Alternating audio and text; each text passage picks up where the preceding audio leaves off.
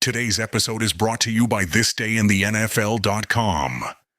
Celebrating football's greatest moments, one day at a time. Listen to classic broadcasts, explore historic games, and keep the legacy of the NFL alive at thisdayintheNFL.com. All right, the starting lineup now for the Dallas Cowboys. Wide receiver number 83, Golden Richards, 6 foot 190, four-year man out of Hawaii. Number 73, Ralph Neely at left tackle, 6'6", 255 with his cross here from Oklahoma. Number 68, Herb Scott, 6'2", 250, a two-year man from Virginia Union. Center, probably Johnny Fitzgerald, number 62, 6'5", 252, six-year man from Boston College. Right guard, number 61, Blaine Nye, 6'4", 255, ninth year from Stanford. Right tackle, number 70, Rayfield Wright, 6'6", 255, and his 10th year from Fort Valley State. Tight end number 89, Billy Joe Dupree, 6'4", 230, a four-year man from Michigan State. Quarterback number 12, Roger Staubach, 6'3", 197, eighth year in from Navy. And running back number 21, Doug Dennison, 6 foot 208, a three-year man from Kutztown State. Number 35, Scott Laidlaw, the other running back, 6 foot 202, a two-year man out of Stanford. And the wide receiver, number 88, Drew Pearson, 6 foot 185, a four-year man from Delta. In just a couple of moments, the NFL kickoff on Mutual. Project 76, the presidency, part of Mutual's extensive coverage. Weekends were made for Michelob. Weekends were made for Michelob. On a cloud in the sky. Weekend. Say a few friends drop by. Weekend. Let you know which beer you're going out to buy. It's Michelob. Maybe this would be a good weekend to try Mix 7. Mick for Michelob. 7 for 7 ounces of unexpected pleasure. Look for Mix 7 in the gold 6-pack. Weekends were made for Michelob. Weekends were made for Michelob. Have a nice one you hear. Weekend. 52 times a year. Weekend. So forget remember to pick up some Michelob. Weekends were made for Michelob. Anheuser-Busch, St. Louis, Missouri. Distributed by Utley Distributing Company. North End. Well, we've had the toss. Cowboys have lost. Baltimore has won the toss. Baltimore will receive. And they will be moving left, right, or from north to south. Cowboys kicking off at the right end. So this one about to get underway. The Baltimore Colts and the Dallas Cowboys. Colts right now out in front of the American Football Conference East, while the Dallas Cowboys in a two-way tie with the Redskins in St. Louis. And right now we're getting all set for the kickoff.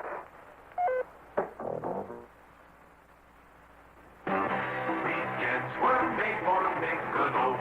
Weekends were made for Michelob. There's a great entertainer in town. Mix 7. Mick for Michelob. 7 for 7 ounces of the beer that's always an unexpected pleasure. Try it out for size this weekend. Weekends were made for Michelob. Weekends were made for Michelob. Anheuser-Busch, St. Louis, Missouri. Distributed by Utley Distributing Company.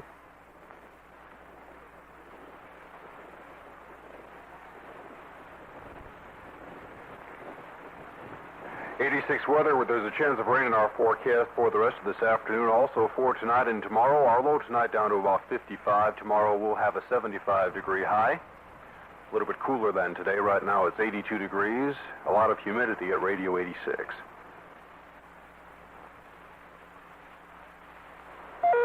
Efren Herrera is seated up at the 35-yard line for Dallas. The deep man is Howard Stevens on the goal line. On the far side, we've got down McCauley, near sideline, Bruce Laird.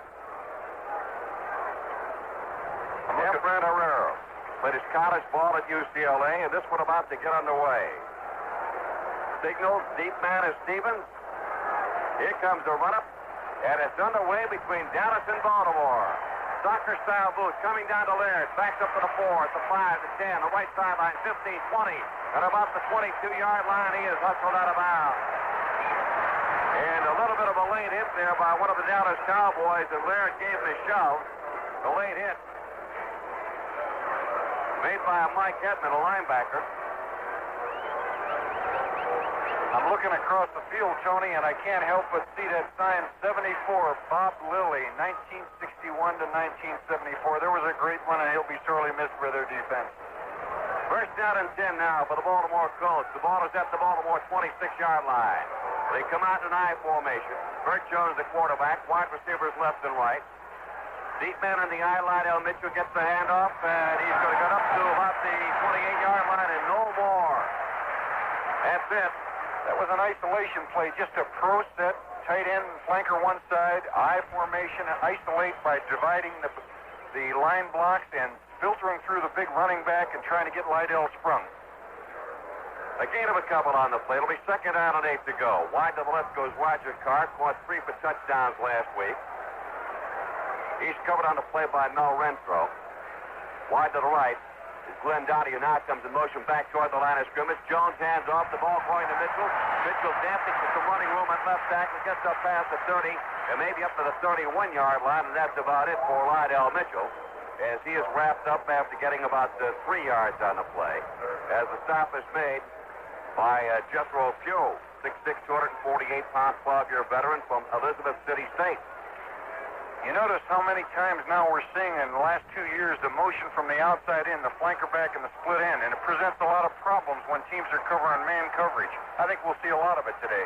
This time the wide receivers split left and right, but they changed positions. Doty left, and out to the right is Roger Carr. Jones back to throw. Got the time, going for Doty down the sideline, out of his hand.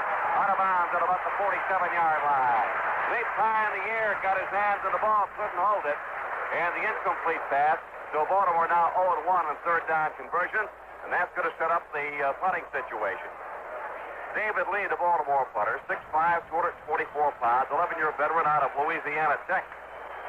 That'll give you an indication. Bert Jones, when he lofted that ball up, he had everybody split as wide as he could get them, and he was trying to beat the double deep safety of Dallas and laid the ball just a little high, but it's a threat. Lee's been averaging 47 yards a boot. He's kicked the ball 8 times in the first 2 games. Waiting for the snap, standing back at the 15-yard line, and he gets it up in the air. It is a boomer. Back there is Golden Richards. Has it. Drops it. Picks it up at the 15. Circles to his right back to 12, but he is knocked down at about the 13-yard line. There's also a penalty marker on the play. Penalty marker on the play at about the 16-yard line, and the ref may be against Dallas's Thomas Henderson. 52-yard punt, -3 on the return. That's going to be a clipping call against the Dallas Cowboys. They tried to form that wall on the right side to return right for the Cowboys, and that's the tough place. That's where your clips usually come in when they start wheeling, as they call blindsiding the blocks. Well, that'll set the Cowboys back inside the 10-yard line. Ball is going to be at the 7, 1st and 10 for Dallas. Cowboys come out of the huddle. Out to the left comes Golden Richards. Wide to the right. Scott Pearson coming back toward the line of scrimmage. Roger Staubach turns around, gives it to Doc Dennison. And the 6', 208-pound, 3-year man out of Kutztown State hits the right side and gets it up past the 7, maybe about the 9-yard line, an advance of about 2 on the play. That'll make it second down and 8 for Dallas. That's really the first play of Dallas's offense was identical to the first play of the Colts. They got into the eye and isolated and coming out. But they would do a little strange thing. They stem. That means they line up in one formation, quarterback comes under, and they move quickly to another. Laidlaw, the front man on the eye. They shift out of the eye now. Charles Young has replaced Dennison. Here's the pitch to Laidlaw, circling to the left. He gets up past the 10 to about the 12-yard line and is hit by a gang of Baltimore Colts. Matter of fact, one of the Colt linebackers, Stan White, on the right side, comes up with a football, but the play had been whistled dead. Big John Dutton was there, so was Joe Ehrman, the defensive right tackle and right end, respectively. The ball is up to the 12-yard line, and now Dallas faced with third down and about 4 to go at their own 12. I like to see that play in football. It's just a pitch out to the fullback and a lead halfback to the split end side. You don't see it much. Richards comes wide left. Billy Joe Dupre, the tight end, on the right side. Wide to the right, we've got Drew Pearson. Staubach fakes the handoff, rolling to the right, throws to his back coming out of the backfield at the 16-yard line, up to the 20-yard line, up to the 21-yard line. Scott Laidlaw made the grab. 6 foot, 202-pounder, a 2-year man out of Stanford. And the Dallas Cowboys have a first down. Tom Landry said that they probably would throw more to the back this year than ever before, so they get the first conversion on third down, getting the pass from Staubach up to Laidlaw, who came out of the backfield, circled to the right, and got yardage up to the 22-yard line, where it's a Dallas first down, 1st and 10 at the 22. This time it's a slot to the left, with a halfback moving in motion to the right, handoff right straight up the middle. Staubach on the give. The ball carrier advances the ball up to about the 25-yard line. Stacked up on the play right there. And again, the ball carrier is Scott Laidlaw. He saw a lot of work last week, and he's going to see a lot this afternoon. He advanced on the play 3. It'll be 2nd down and 7 for the Cowboys at their own 25. I think this is a great indication of the Cowboys, Tony, in that they have shown about 3 or 4 different sets and formations already with different kinds of motion. Richards comes wide to the left. They're in the eye. On the give to Dennison to the backfield. 25, 30, 35, 37-yard line. Before he's finally stopped by Dan White, and also by middle linebacker Jim Chayonsky. That was a little semi-draw play where they came back like the pocket and then just tucked it into Dennison's bucket, and he just ran right over the middle with a trap block. So it's first down for the Cowboys. They started back at their 7. They advanced the ball 30 yards upfield. Now 1st and 10 at their own 37-yard line. Billy Joe Dupree is the tight end on the left side. We've got double wide receiver right. Here's the fake handoff. Staubach back to throws. Got the time. Fires up over the middle. It's going to be 48 to 45 out of the 40. The 36-yard line. The grab made by Drew Pearson. 6 foot, 185-pound, 4-year veteran from Tulsa. And Staubach had the time. Throws one right up the middle. Pearson cutting back over the middle, made the catch and gets it down to the 36-yard line. A 27-yard pass play. Staubach to Pearson, and another Dallas first down, and the Cowboys are on the move. That was a real simple maneuver, really, but it was well executed. They had a tailback, fullback, baked into the line. The combination of 2 wide receivers right, the outside guy drug underneath the inside receiver. Now they've got an I formation with a slot left. Pearson moving across the line of scrimmage to the far side of the field. Staubach turns around, gives it to Dennison, cuts it up to 40 to 35 to 30, and knocked out at the 28-yard line. He was finally stopped by one of the linebackers, Darrell Luce, a 2-year man who played his college ball at Baylor. He is 6'3", 227 pounds. Left side linebacker came over to the right side to make the stop on the play. But the advance is 8, and it's Dallas now 2nd down and 2. Dennison 3 carries, 22 yards. And what they're doing is really magnificent to watch because they establish strength of a combo of receivers, and then one of the receivers goes in motion all the way across the field to the other side, and then they come back and attack the weak side. Here's a pitch on a slot to the left. The pitch out going to Laidlaw. Laidlaw trying to get some running room. Almost came to the sideline. Just couldn't find any running room at all. The defensive flow was right there for the Baltimore Colts. They make the stop. Sandy White, the right side linebacker on the play, making the hit. And it's going to be 3rd down, and they'll still have about a yard and a half to go for a first down. And now we've got a couple of substitutions. Golden Richards comes out, and Jay Saldi, a free agent out of South Carolina, is in, and Doug Dennison is back in the ball game. Well, they've put together about a 63-yard drive so far, and they're really knocking. Dallas comes out in the I formation. 3rd down, a yard and a half to go. The ball at the 27-yard line. The Baltimore Colts. Turnaround, give Dennison hit in the backfield. As coming in from the right side to make the hit on the play was Mike Barnes. Mike Barnes, the defensive left tackle, slowed him up a little bit. Still got down to right around the 27, maybe the 26-yard line. And we're going to have our first measurement of the afternoon. Those close first down plays, they had two tight ends, everybody bunched in, and you know it's going to be a run, and the defense is up in front of them. Remember, the Lazy Boy Cheer Company will award a Lazy Boy Cheer to the outstanding offensive and defensive player in this game. And, boy, that is really close. The official gets down on one knee. Roger Staubach signals to Tom Landry. Just about an inch to go. Fourth down, and it'll be 1 inch to go for a first down. The ball is at the 26-yard line. Talking about Lazy Boy Cheer and getting the outstanding offensive defensive player today. Our judges are Bob St. John of the Dallas Morning News, Frank Luxo of the Dallas Times-Herald, and Roger Kay of the Fort Worth Star-Telegram. We'll make the announcement on the winners right after the game is over. Here's double tight end situation. Handoff, power eye, fumble on the play, intercepted by Stan White. 25, 30, 35 at the 40. He's got bunkers. Justin at the 45 is going to be knocked out at the 47-yard line. They had a power eye that time, and when the ball carrier hit the line of scrimmage, coughed it up, it went high in the air.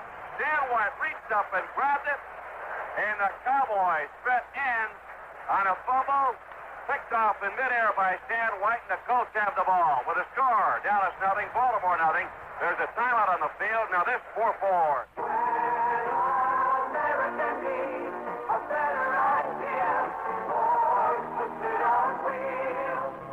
The Model T, the first V8, first wagon with a freeway gate, Mustang Pintos, Granada new, and now just look what Ford can do. October 1st, Ford will present a whole range of better ideas for 77. A totally new Thunderbird, sticker price thousands less than before. A full-size LTD that kept its size. A true new LTD 2 with the spirit of Mustang 2. Granada gets overdrive standard, and there'll be a sportier-looking, sporty-handling Pinto. Ford's better ideas for 77. Test drive one of them starting October 1st.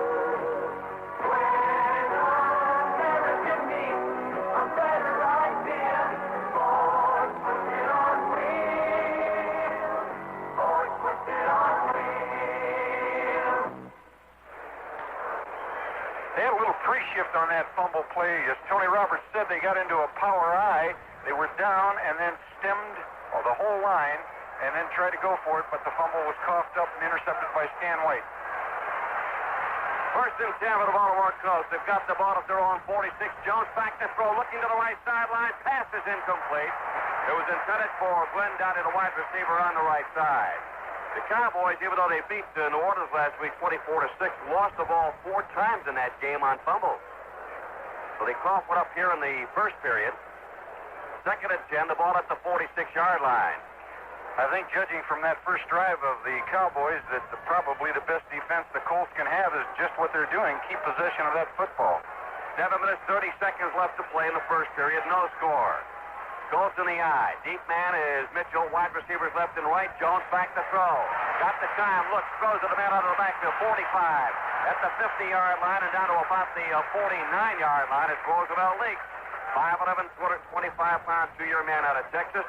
Set all kinds of rushing records down at the University of Texas.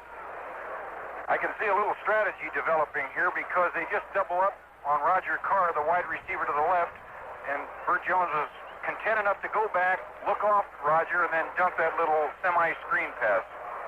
Right now we've got third down and about 5 yards to go for the first down. The ball is in Dallas territory at the Dallas 49-yard line. Carr going wide to the left. Dowdy coming out to the right. Split back, Slidell Mitchell. And now in the backfield we've got Don McCauley, former North Carolina star. Jones dropping back, looking, got the time, fires over the middle. It is caught by Carr. Beautiful catch at the 33-yard line of the Dallas Cowboys. Hit and knocked down right there by Randy Hughes. And it's going to be a first down for the Baltimore Colts at the Dallas 33-yard line. For a typical pocket pass, 4 receivers out. Roger Carr wide on the left came in and did a square in, and he was actually double covered, but the pass was so perfect it couldn't be denied. Dowdy going wide right. Carr's out to the left. Deep man in the eye is Lydell Mitchell. Downey toward the line of scrimmage. Mitchell gets the handoff from Jones. Inside the 30, spins around, dances to the 25, down to the 23-yard line. Before he finally tripped up on the play. Nice run by Lydell Mitchell. Stopped by D.D. Lewis, the right side linebacker, an 8-year veteran from Mississippi.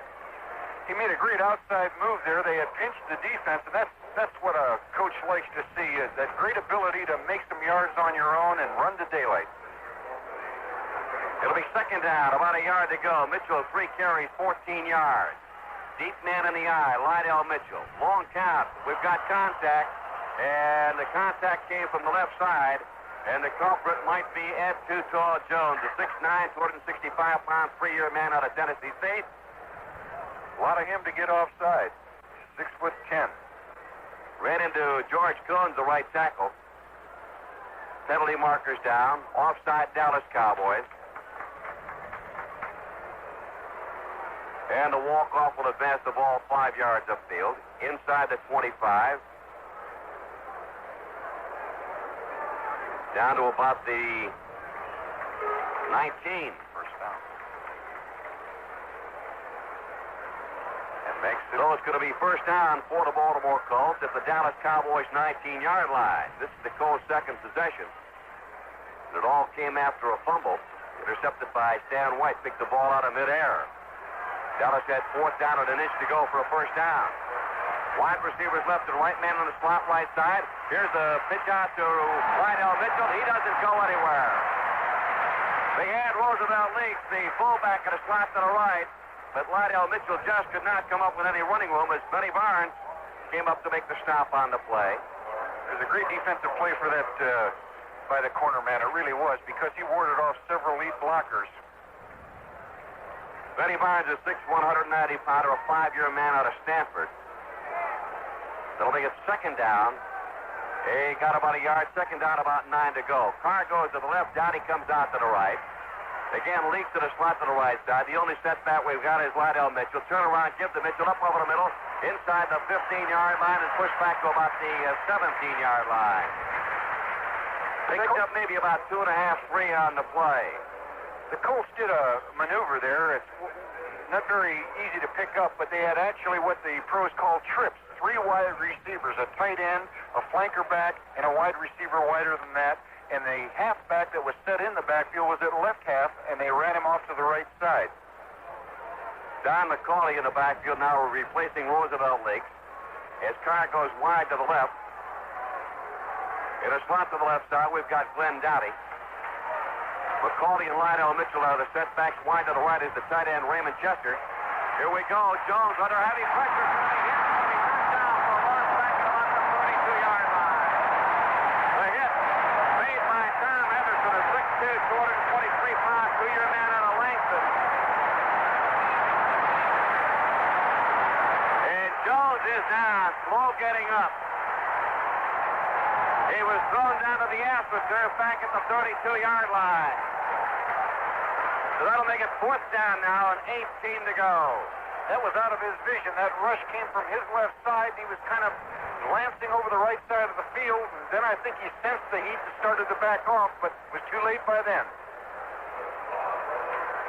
Well, we'll have a field goal attempt by the Baltimore Colts. Tony Linhart will try one from the 34. It'll be a 44-yard boot. Bill Troop holding the kick up in the air. Will it have in the distance? It is no good. Kick is no good. There's a timeout with a score. The Baltimore Colts nothing. The Dallas Cowboys nothing. Now this Weekends were made for Niccolo. Weekends were made for Niccolo. On a cloud in the sky. Weekend. Say a few friends drop by. Weekend. Let you know which beer you're going out to buy. It's Niccolo. The bottle's the same famous shape, and the beer inside, 7 ounces of unexpected pleasure. That's why they call it Mix 7. Next time out, try it out for size. Mix 7. Weekends were made for Niccolo. Weekends were made for Niccolo. Have a nice when you're here. Weekend. 52 times a year. Weekend. Don't forget, remember to pick up some beer.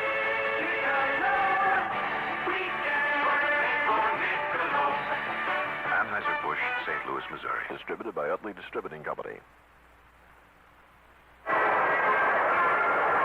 All right, a quick look at some of the stats. First down, Baltimore 3, Dallas 3. Dallas has 30 yards rushing. Baltimore has 18. The passing department, Baltimore 2 out of 4, 21 yards.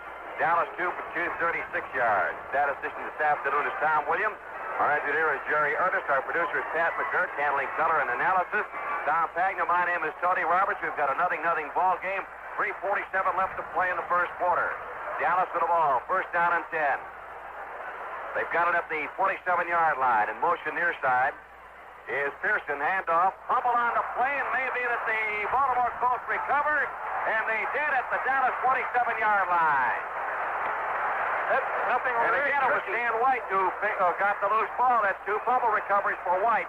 He's got a hot day going. He's got an interception and a fumble. There was nothing really tricky about that play. They were in the eye, going to run a power play, just give to the fullback. But at the moment of the handoff, the defender got an arm wrapped around him, the loose ball, and Stan White, the linebacker, fell upon it. First and 10 for the Cowboys. The ball is at the Dallas 28-yard line. Rather, first and 10 for the Colts. Wide to the left goes Raymond Chester. Out to the right is Roger Carr. In a slot to the right side is Glenn Dowdy. Deep man on the eye. Lydell Mitchell gets the handoff from Jones. Hits the right side and gets it down to about the 25-yard line. And that's about as far as he goes. Advance of about 3 on the play. It'll be second down and 7. We pause briefly for station identification. This is Mutual, the News and Sports Radio Network. This is Sports Radio 86, WSO in Henderson, 28 after 3 at Radio 86, 82 degrees.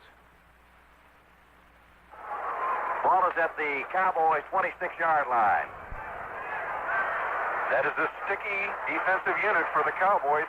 Kenny Mendenhall about to snap it back to Bert Jones, who drops back to throw, looking at the 35, has the time, fires over the middle, and is incomplete. Pass was intended for Glenn Dowdy, who was being chased around the goal line by linebacker Bob Brunick.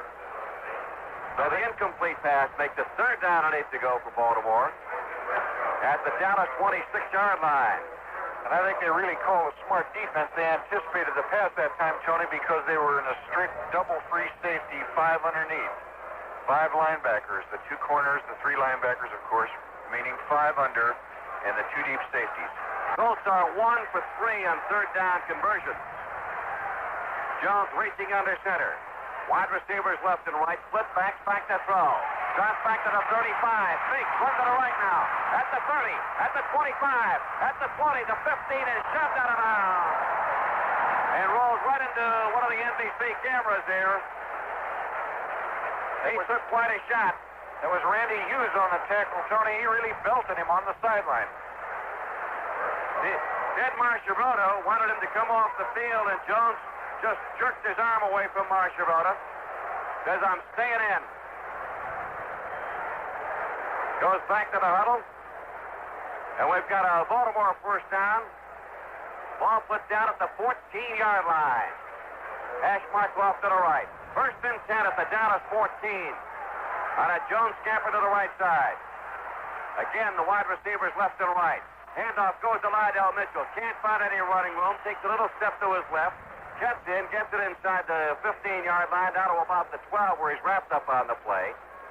Picked up maybe about 2 yards. It'll be second down and 8 to go for Baltimore. They sure would like to stay on the ground here and not put that ball in the air if they can get the ball running. Lydell made about 2 yards on his own after that first initial contact. Well, there's 3 receivers to his side. Mitchell, 7 carries, 22 yards. Overloads the left side. Pitch to Mitchell. At the 15. At the 10.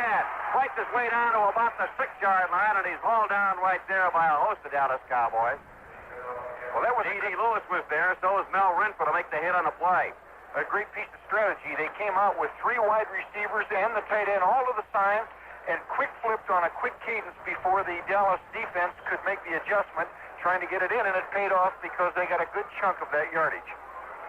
In the ball game now, Jimmy Kennedy, as Roger Carr comes out, Lydell Mitchell is out, and Don McCauley, who is very good on short yardage situations, now teams in the backfield with Roosevelt League. Third down, about 2 to go. Here's the handoff. Off to McCauley. He plays inside the 5, and he finally gets down to about the 3-yard line. And again, it's Mel Renfro who makes the stop on the play. But right now, it looks like Baltimore first down. First down, goal to go for the Baltimore Colts. The ball is at the 4-yard line of the Dallas Cowboys. McCauley always comes in inside that 5-yard line. He's what they call a bread and butter back. Dowdy on a flank to the right. McCauley and Roosevelt link to the backfield. Mendenhall about to snap it back to Burt Jones. First down, goal to go at the 4, handoff, leak, touchdown on a barrel over the middle. He just followed his backers right up over the middle, and Roosevelt leak just powered 4 yards for a touchdown, and the Cowboys are on the scoreboard with 1:34 left to play in the first period. Burt Jones is coming off with a little hang of his left shoulder as though he's injured, but I think he's got it up. It was just a quick opening trap play. We've got a couple of quick scores if we have time. The Buffalo at Tampa Bay. Buffalo is ahead 14-9. I take it back. That's the final. And Green Bay 9, Cincinnati 28. That's the final. Minnesota and Detroit. Minnesota's 10, Detroit 9, and that's the final. Here's the ball spotted down the kick up. It might have been partially blocked. It is up, but it's good. And we've got a timeout. So with a score, the Baltimore Colts 7 and the Dallas Cowboys nothing. There's a timeout on the field. Now this for Midland. That's CW McCall. CW's over radio. Hey, good buddies, this here's the old rubber duck. Hey there, Mr. Duck. You know, someday you're going to want the best in CB radio. I wish I had one. So you'll get a Midland CB. If I can afford it. Well, why not go ahead and get a Midland CB? Right now at your Midland Convoy headquarters, you can get the best in CB at the very best price, too. No fooling. Those selected Midland CBs are now at special sale prices. Midland's on sale? You save up to 35% at participating dealers. Hey, I can't afford it. And remember, Yeah. when you get a Midland CB, you get a Convoy buddy. So look for the Midland Convoy headquarters near you. There's one right up ahead. Hurry on in. All right. Tell them CW sent you. I will. And don't miss the special sale prices on selected Midland CBs. I won't. Those Midland's all the CB you're ever going to need. That's a big 10-4. Hey, good buddy. Huh? Left the keys in the car. Oh, yeah. Thanks, CW. Wait a minute. How'd you do that?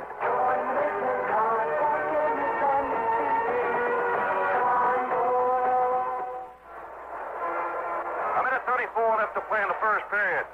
In following a fumble recovery, the Baltimore Colts have gone 28 yards, 7 plays, and are out in front 7-0 on a 4-yard romp up the middle by Roosevelt Link, the all-time leading ground gator from the University of Texas down at Austin. And so the Colts draw first blood. They're out in front here by a score of 7-0. And we're ready for the kickoff. The run-up and the boot. Coming downfield, it's deep. It'll be taken at the goal line. At the 5, the 10, the 15. At the 17-yard line, and hit. Butch Johnson is dropped at the 17-yard line. And the guy that made the hit on the play was Ron Lee, who's a running back on the special teams. 17-yard return. Dallas has the ball. First down and 10. And they'll put it in play at their own 17-yard line. Tony, I'm trying to spot Burt Jones down on the sideline, but I can't quite pick him out of the crowd. First and 10 for the Cowboys. Roger Staubach is the quarterback. Laidlaw at full. Deep man in the eye is Edison. They shift out of the eye. They've got the slot to the left side. The turnaround, the give goes to Laidlaw, and he's going to be hit and dropped in the backfield. And the stop on that play made by Joe Ehrman, the 6'4", 254-pound, 4-year man from Syracuse. That front four, Freddie Cook, Mike Barnes, Joe Ehrman, and John Dutton, called the sack pack. They led the NFL in sacks last year, something like 59.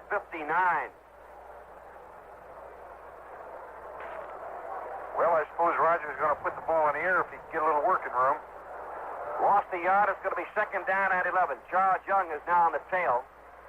Here's Staubach back to throw. Looking, throws to Young right down at the 10-yard line. 50 at the 20. At the 25-yard line, and tripped up and dropped at about the 27-yard line.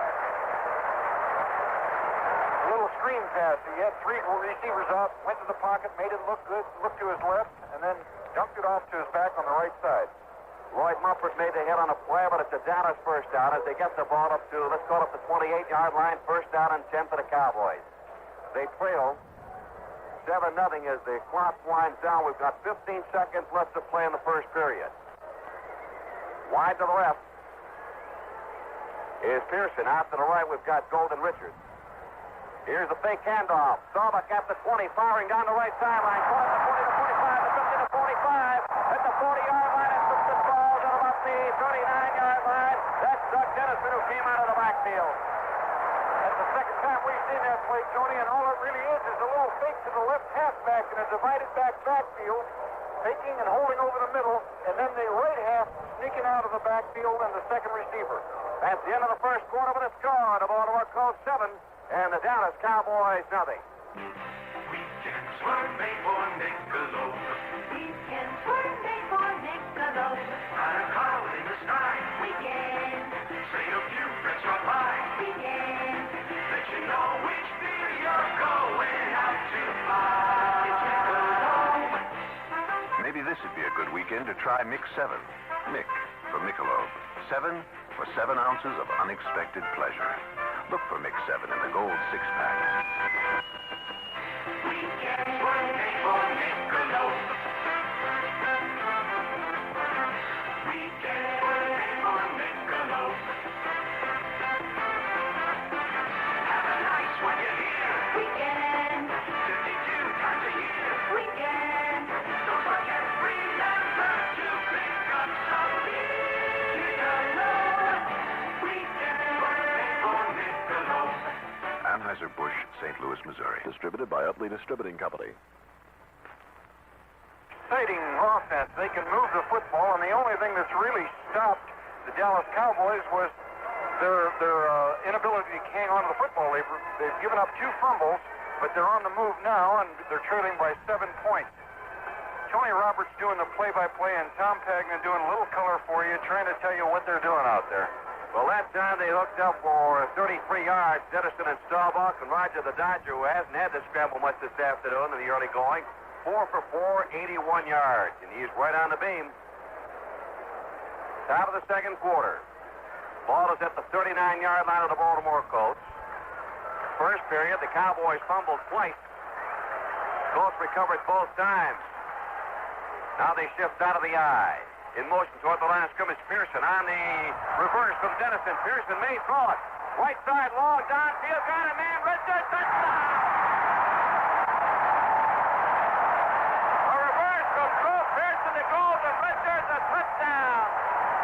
Let's see if I can reconstruct that for you, if you can hear it. They have 2 wide receivers, one on either side. One comes in motion. They pitch the ball to the opposite halfback, who is running towards the man in motion. He hands it off to him on a deep reverse, or at least it looks like a deep reverse. And the deep reverse man pulls up and throws a long bomb into the end zone. A real dipsy-doodle, as they say. Well, they went 83 yards in 4 plays.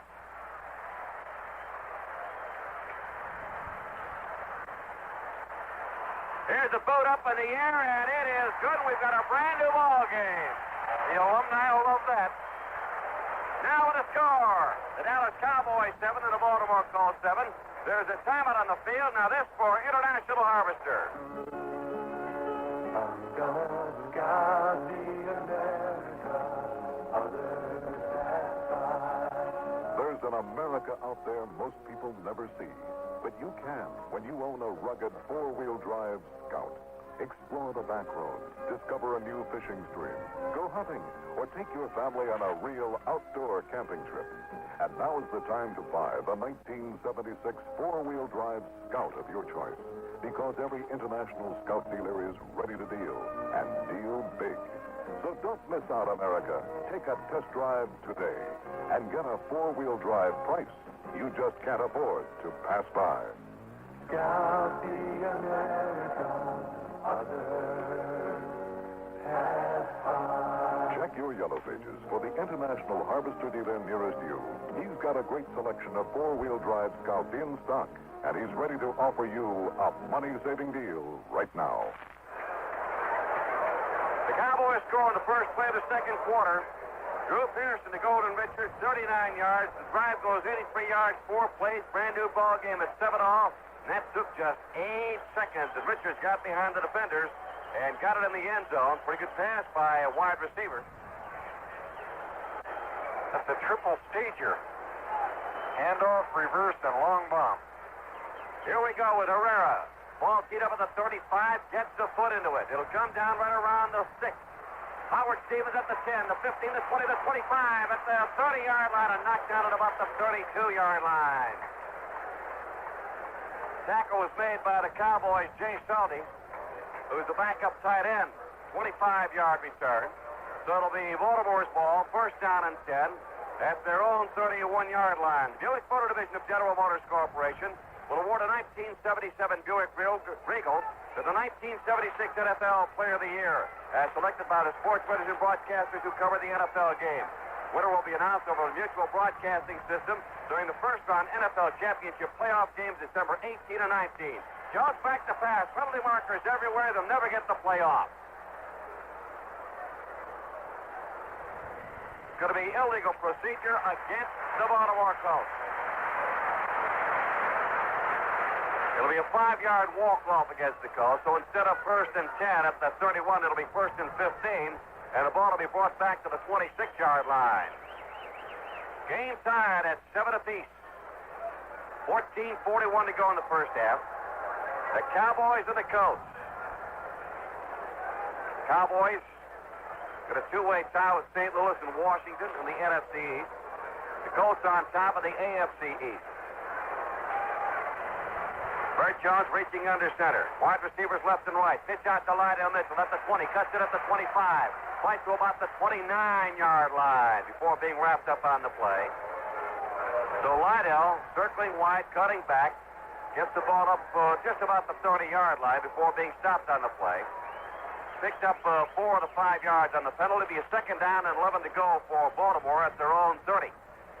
That's a good screen down, a good, maybe good run action pass down. Lydell's carried 9 times, 31 yards. Wide left is Carr, slot left is Dottie. Split back, here's the snap to Bert Jones. Back to throw. Looking, being pressured. Tries to get away from the tackler. Can't. He's going to be wrapped up and dropped back at the 19-yard line. Tremendous pressure came from the right side that time. Harvey Martin, Ed Jones, Jethro Pugh.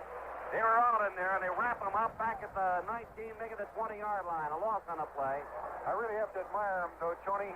As he looked down the field, he checked off to his left and was going to hit his flare bat. And he saw the flare back in quick jeopardy because it would have been an interception ball, and then he chose to eat the ball. It takes a lot of courage on a young quarterback's part. The Cowboys now have 2 sacks for 27 yards. Third down, 20 yards to go. For the Colts back at their 20-yard line. They send Lydell Mitchell in the slot to the left. Carr is wide left. Dottie wide to the right. Handoff goes to McCauley at the 20, the 25, and he gets up to about the 28, 29-yard line before being stopped on the play. He was hit and dropped by Charlie Waters and by Cliff Harris. So that's going to make it 4th down. The ball is at the 29-yard line.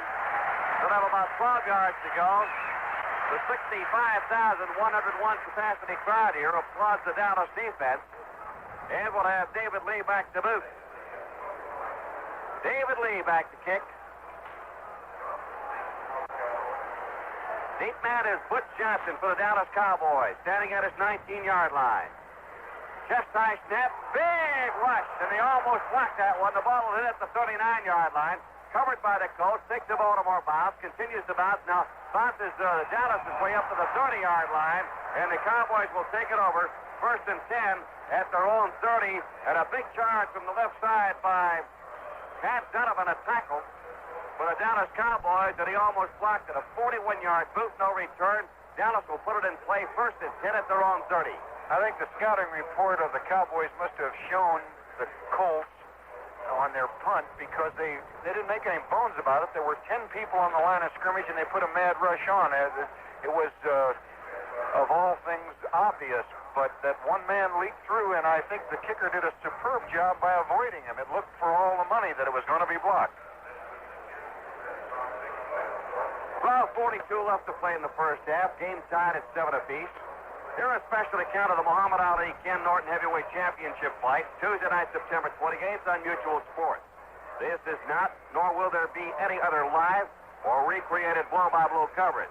Only the special radio account of the fight with interviews and a description of the action of each round immediately at the end of the round. That's Tuesday night, September 28th, over many of these mutual network stations. So Dallas scored, the Baltimore Colts scored first. They went 4 yards. Roosevelt leaked up the middle. 7 plays, 28 yards following a fumble recovery. And took a 7-0 lead, but on the first play of the second quarter, Drew Pearson threw a bomb.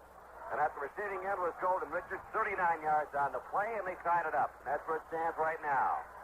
Cowboys with the ball. They shift from a deuce backfield into an I. Slot left, now the slot man in motion. Pearson to the right side. Here's Staubach on a handoff, and Dennison doesn't get back to the line of scrimmage. Good surge by the right side of the Colts defensive line. And the hit is made right there at about the old 28-yard line.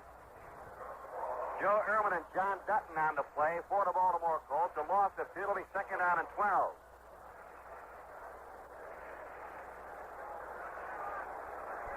Here come the Cowboys out of the huddle. Pearson out to the right. Richards wide left. Laidlaw, the front man in the I. They shift out of the I. Charge Young down the backfield. Roger back to throw. Staubach over the middle, and he hits his tight end, but he's going to be dropped immediately right around the 33-yard line. Quick drop and a flip way over the middle. And Billy Joe Dupree was there to grab the ball at the 34-yard line. But he was muscled to the ground immediately by Jackie Wallace, the free safety, a 6'3", 198-pound, 3-year veteran from Arizona. You know, the Cowboys do a disconcerting thing. When they stem their backs, move them from one formation to the other, they also pre-shift the line with a little bob, all of them in unison. And the thing that's disconcerting is they'll go on the first sound sometimes and catch you off guard. All right, 3rd down, about 6 yards to go. Now the Cowboys, for the first time this afternoon, going to the shotgun. Staubach back to throw. He's got the time. Looking, penalty mark on a play, running up to 30, 35 at the 40-yard line, and comes to a slide at the 45-yard line. Right now, he's safe at 3rd. Not a bad slide for Roger. Must have played some baseball somewhere along the way. But apparently the preliminary signal is holding against the Dallas Cowboys, and that's going to set them back a chunky yards. As Staubach kind of spurred up the middle, got the first down yardage. Would have been a first down at the 45-yard line. Got to laugh about your comment on the slide because somebody, and football coaches included, have coached that young man to go feet first when you have to take that hit. All right, the Colts take Jim Chiansky out of the backfield, and they insert Ray Oldham, a defensive back, 5'11", 192, a 4-year man from Middle Tennessee State. So in essence, they're using the extra back, or what they call the nickel defense. Wide left, Richards. Out to the right, Drew Pearson. Billy Joe Dupree, the tight end, is on the right side. Now he shifts into a slot. Here's Staubach on the handoff. The ball going to Young at the 20, the 25, at the 30, at the 33-yard line. And he is finally stopped at the 33-yard line as he comes from the left side. Circles all the way to the right. And the stop is made by Darrell Luce, the young man who played his college ball down here at Baylor. The conception of that play was kind of unique because they had 3 receivers again to the right side and Roger in the spread formation. When the ball is directly snapped, the 3 receivers took off. Of course, they have to be followed. Roger gave an inside handoff, a front handoff to the left wingback coming around.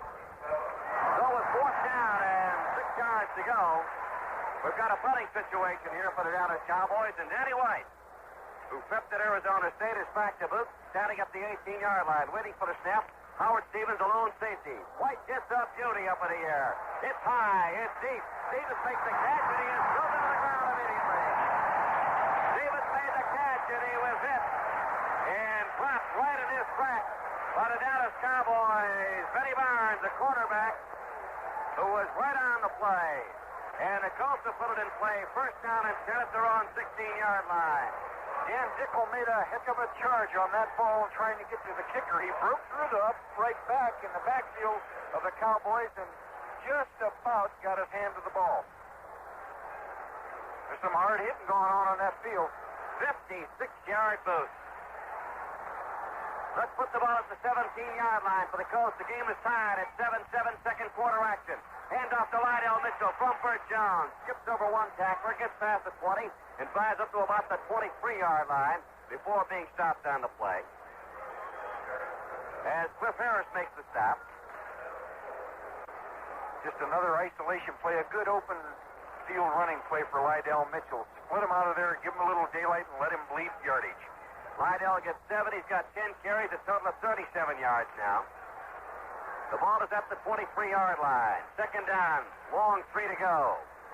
Jones long toss, turns around, gives to Mitchell again, the workhorse. Gets up past the 25 to about the 26-yard line on the play. And again, it's Charlie Waters to make the hit, but there's a penalty marker on the far side of the field, back at the 23-yard line. Penalty marker on the play.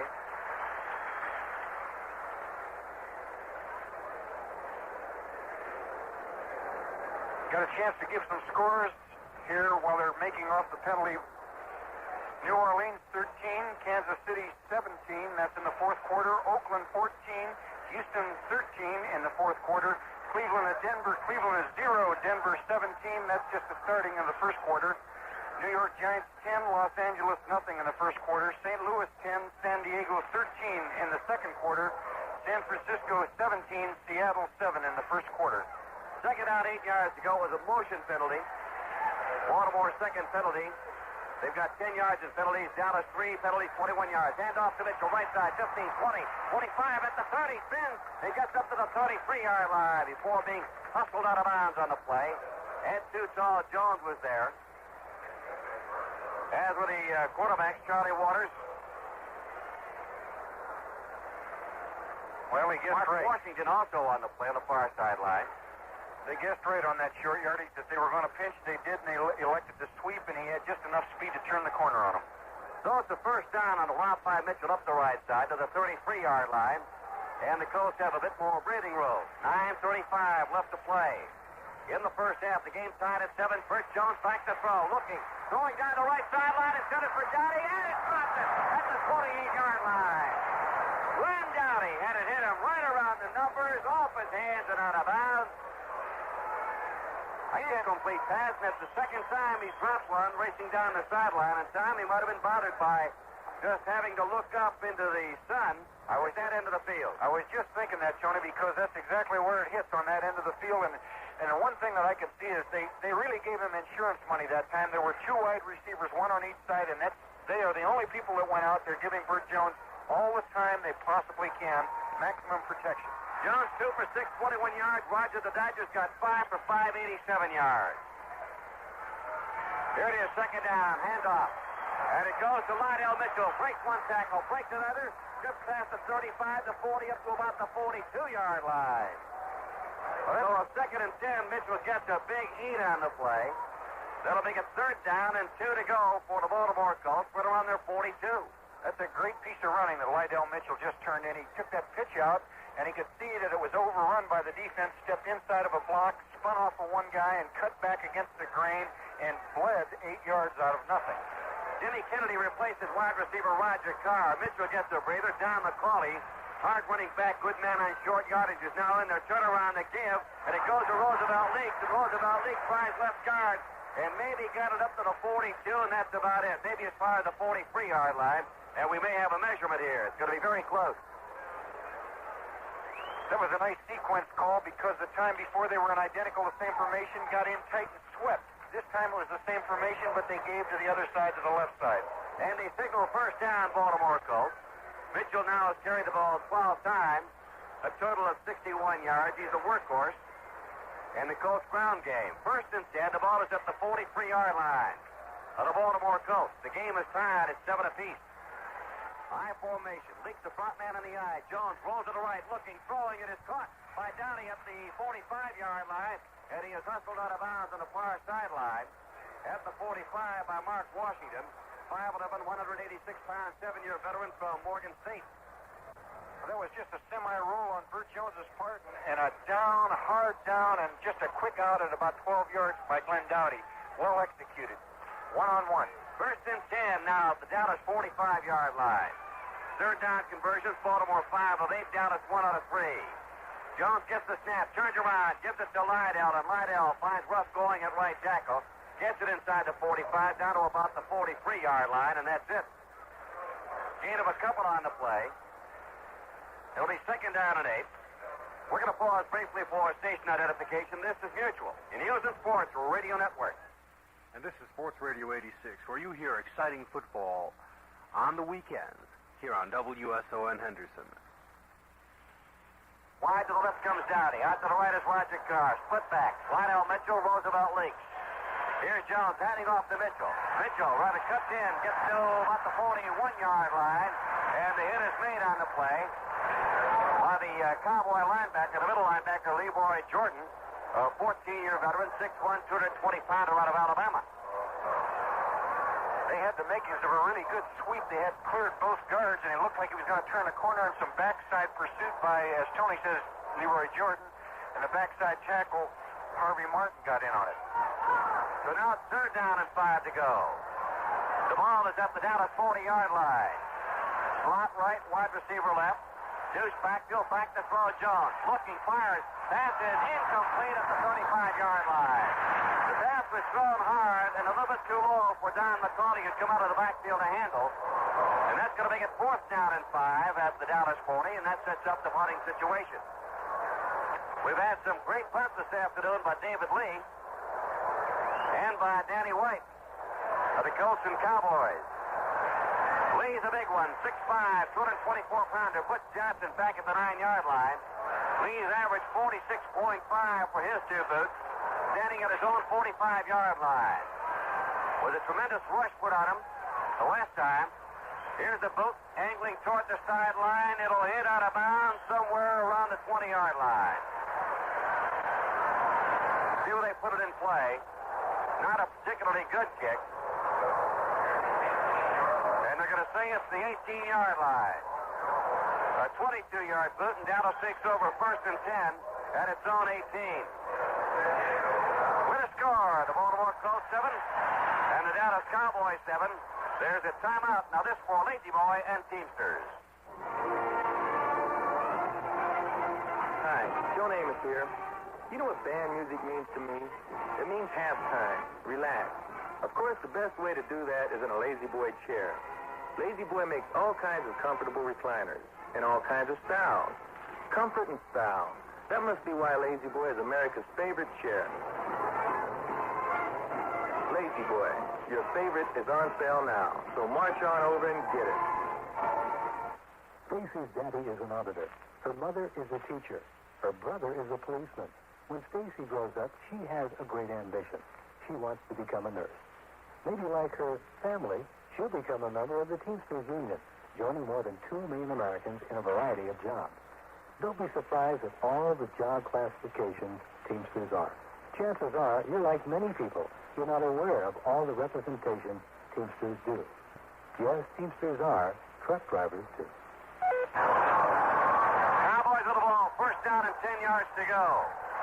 They've got it at their own 18-yard line. In motion to the far side, Drew Pearson. Staubach hands it off. Dennison to the right side. And he is hit from behind. Great pursuit by Joe Ehrman, the 6'4", 254-pound, 4-year veteran from Syracuse, the defensive right tackle. So Ehrman makes the stop on the play. They'll put the ball down right around the line of scrimmage. Again, a reminder, Lazy Boy Chair Company will award a Lazy Boy recliner to the outstanding offensive and outstanding defensive players in today's game. We'll announce the winners at the conclusion of today's contest. Tomorrow night on Mutual, the Redskins and the Philadelphia Eagles at Philadelphia. George Allen goes for his 100th NFL coaching victory. They shift out of the eye. Staubach back to throw. Looking. Going upfield. Has a man. Caught. 25 and out of bounds. The catch was made by the Cowboys. Preston Pearson, who came into the backfield, and he caught it, got behind the defender, and he's out of bounds somewhere around the 37-yard line, and it's a 1st down for Dallas. You know, that's a beautifully executed play on the quarterback's part because it was a timing thing. It was a 3-man flood pattern. The fullback, the right halfback, and the split end all to the right, away from the strength of the formation. He just came back to the pocket, waited till the flare man and everybody cleared, and lobbed it up. So it's 1st down and 10. Dennison and Laidlaw, the setbacks now. Pearson back towards the line of scrimmage. Handoff goes to Dennison. Finds a hold up to the hook. Tries to pass the 40 and gets up to the 45-yard line before being stopped on the play by the Baltimore linebackers, Jim Chayonsky and Darrell Luce. But he gobbles up a big chunk of yardage Just about 8 or 9 on the play, and it'll be second down and short yardage for the Cowboys at their own 46-yard line. Starbuck has thrown the ball 6 times, completed all 6, 106 yards. And remember, he came into the game as the number 1 quarterback in the National Football Conference, hitting 68% of his passes, 34 out of 50. Cowboys shift out of the eye. Here's Starbuck turning around, gives the ball to Young. He's got a blocker in front of him. At the 40, at the 45, he is hit, and he's finally ridden out of bounds on the far side of the field as the free safety, Jackie Wallace, finally runs him out of bounds. And they did not get enough yardage for the first down. They picked up about a half yard on the play, so it'll be third down and about a half yard to go for the first down. The ball is at the Dallas 47-yard line. Tony, what a tremendous block, number 68, which is Herbert Scott, the left guard for the Dallas Cowboys. He just wheeled out of there like a Sherman tank rounding the corner. All right. Flank on the right. Double tight end, hands, big hand off by Starbuck, running to the right, going to throw that ball, run at the 50, at the 48-yard line, is grabbed by Billy Joe Dupree, and the stop is made by Darrell Lewis, but it's a Cowboy first down in Baltimore territory. They had double tight end, the flanker to the right, big hand off, Starbuck rolled to the right, fired that ball to the big guy, Billy Joe Dupree, and they've got a first down at the Baltimore 47-yard line. You know, the thing that makes that play work was Dupree didn't come out right away. He slam blocked. That is, he made a fake block into the lineman, and that throws the linebacker. Another linebacker, when he does repass, is a step late. Coming into the game, Billy Joe Dupree was the number 3 receiver in the NFC. He had 10 catches coming into this game. Golden Richards in the slot now moves to the left side. Starbuck is back to throw.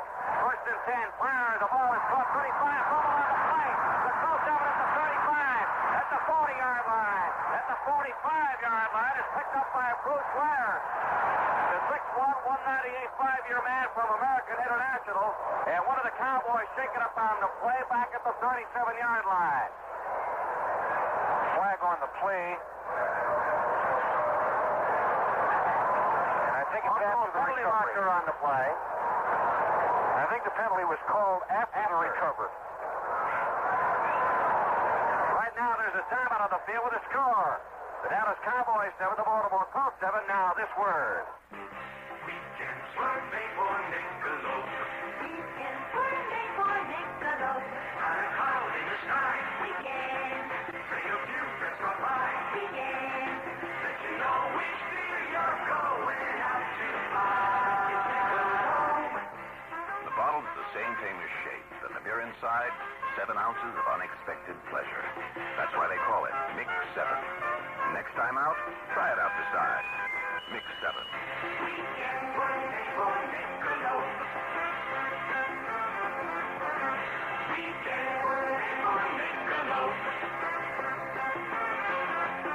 Have a night when you're here. Weekend. To take you time to hear. Weekend. Don't forget, remember to pick up some Niccolo. Weekend Sunday for Niccolo. Anheuser-Busch, St. Louis, Missouri. Distributed by Utley Distributing Company. The injured player was Scott Laidlaw. And he's had a rough afternoon. He's fumbled twice. The Cowboys have now fumbled 3 times. And Baltimore's picked off all 3. They've got it first and 10 at their own 30-yard line. Cowboys lost the ball twice on fumbles in the first period. Now once again here in the third. Game is tied at 7 apiece, rather in the second quarter. Thank you, Tom. 4:33 left to go. Deadlocked at 7 apiece. Bert Jones waiting for the snap from Mendenhall. Bert drops back to throw at the 20. Looking, has the time. Down the sideline, it's in it for Carr, and it's incomplete. There's a penalty marker on the play, and the ref is going to be against Cliff Harris. It's going to be a roughness call. Harris put a shoulder into Carr after the ball had sailed over his outstretched arm. And it's going to be a wrap against Cliff Harris at the 47-yard line of the Dallas Cowboys. And the call down was a good one by the official because it's telling the players, hey, we're going to control game. No cheap shot. Needs to be done. I agree with you 100%. That's two really tough breaks. One of them involuntary and one voluntary. That fumble of Laidlaw's and this back-to-back long penalty puts the Colts in position to play some free football. The penalty is marked off from the 30-yard line, so it's first and 10 for Baltimore at their own 45. Here's Jones turning around, giving that ball to his tailback, and he runs right into the middle and into a host of Dallas Cowboys ready to wait.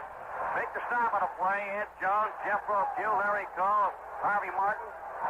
Ed Martin's got to be quick. He caught that thing from the backside. Of course, they're in the eye, and it was an isolation play over the middle, but to catch it from the backside, a lineman is, from a defensive end standpoint, has really got to be quick. Lydell's got 15 carries, a total of 67 yards. He's been the real workhorse this afternoon. Down McCauley and Lydell Mitchell in the backfield. Raymond Chester comes wide to the left. Downey in a slot to the right, wide to the right is Carr. Back to throw. Jones looks, fires over the middle. Caught. 40, 35, 30, 25, 20, 15, 10. And Don McCauley gets it down to the 8-yard line. Don McCauley coming out of the backfield like a bullet. Jones with a quick drop. Snap throw over the middle. And they're going to split the ball down at the 10-yard line. And another Dallas Cowboys shake it up on the play. You know, that was just a super throw because what happened was they double covered the wide receivers, especially Carr to the left of Burt Jones. And Burt got McCauley circling, that is, right from the right halfback position, just going right ahead and kind of bending in and outrunning the linebacker. And a perfect throw caught him in full stride, and only a great play by one of the secondary people I'm trying to identify saved a touchdown. Well, Mark Washington is the player who was shaken up on the play. He's being attended to back at the 9-yard line, and right now the length of the football inside the 10. So for the Baltimore Colts, a 44-yard pass play from Burt Jones to Don McCauley coming out of the backfield. That's going to give them first and 10, first and goal to go at the 10-yard line. Don't forget, tomorrow night the Redskins and the Eagles over most of these mutual stations. Next Sunday afternoon, Tom and I will be down in Miami, Florida. Can't be much warmer down in Miami than it is here, Tom. We'll have the Rams and the Miami Dolphins, and then a week from tomorrow night, it'll be Pittsburgh at Minnesota, and that should be something. Plus the fact that next Saturday, Notre Dame game on Mutual, when they take on the Spartans at Michigan State. Notre Dame a 48-0 winner yesterday. Michigan State a tie, 34-34. Don't forget, October 9th, Mutual's going to take you to Ann Arbor for the traditional Big Ten clash between Michigan and Michigan State. Record books go out the window for this one. Join Don Crickey and Pat Sheridan for the fireworks October 9 over most of these Mutual network stations. Here at Texas Stadium, first down and goal to go for the Baltimore Colts at the 10-yard line. Line is set. Lydell Mitchell in the tail. Roosevelt Leak, the front man in the eye. Turn around, give to Mitchell over the middle, and he charges down to about the 6-yard line before being stopped on the play. Looking for running room, doing a little dancing. Larry Cole was the man who made the stop. 6'5", 250-pound, 9-year veteran from Hawaii. But Lydell charges ahead, picks up a tough 3.5 yards. It'll be second down, goal to go for Baltimore at the Dallas 6-yard line. Wide left, we've got Roger Carr. Slot to the left side, double slot left, Roosevelt Leaks and Glenn Dottie. Here's quarterback sneak, touchdown! Quick shot, quarterback sneak, beautiful call. Oh, I'll tell you, he breaks him right out of the Lone Star State on that one. He helped himself. It was just a brilliant call. What he did was he got everybody, guess they'd be in man coverage, and he got everybody that was in his backfield off to one side. They had a double slot left with a wide receiver left, one back in the backfield, one tight end to the right. That takes care of all the man coverage people, and on a quick cadence, kind of waltzed into the end zone. Well, they went 70 yards, 4 plays. There was one penalty in there. How the tide turns. That fumble by Laidlaw, which was apparently a first down, turned into the Colts ball and another score. Tony Linhart would file a PAT. Here comes the soccer style kick up in the air, and it is cut. So the score, Baltimore Colts 14, the Dallas Cowboys 7. There's a timeout on the field. Now this for Buick. Buy a Buick Opal any time, and you get a sensational little car. One that's comfortable, fun to drive, built by Isuzu, and equipped with things like a 4-cylinder overhead cam Hemi engine, a short-throw 4-speed manual transmission, plus reclining bucket seats, tinted glass, and rack and pinion steering. But for those of you who buy one between now and October 31st, there's a special offer that goes with it. Buick will reimburse you for 200 gallons of gasoline. And with 200 gallons of gas in the new Opel, you can do a lot of driving. Of course, your mileage may vary, but at the estimated EPA city mileage alone of 23 miles per gallon, that's 4,600 miles. And on the highway, Opel's EPA estimate is 36 miles per gallon. Not bad, The Buick Opel gas offer. See your Buick Opel dealer soon for details and make your best deal. You'll get a great little car that gives you what you pay for. And 200 gallons of gas from Buick. In California, EPA estimates are lower. Well, Tony Lennart just put the foot into one and got it deep into the end zone, about 3 yards deep. The Cowboys elected not to run it out, so they'll take it over first down and 10 at their own 20-yard line. One of the things that really jumps at me is how much and how well that ball has moved all over the field. The two potent offenses, two aggressive defenses. We're seeing a whale of a game again. Cowboys 47 yards rushing, 9 for 9 passing, 161 yards.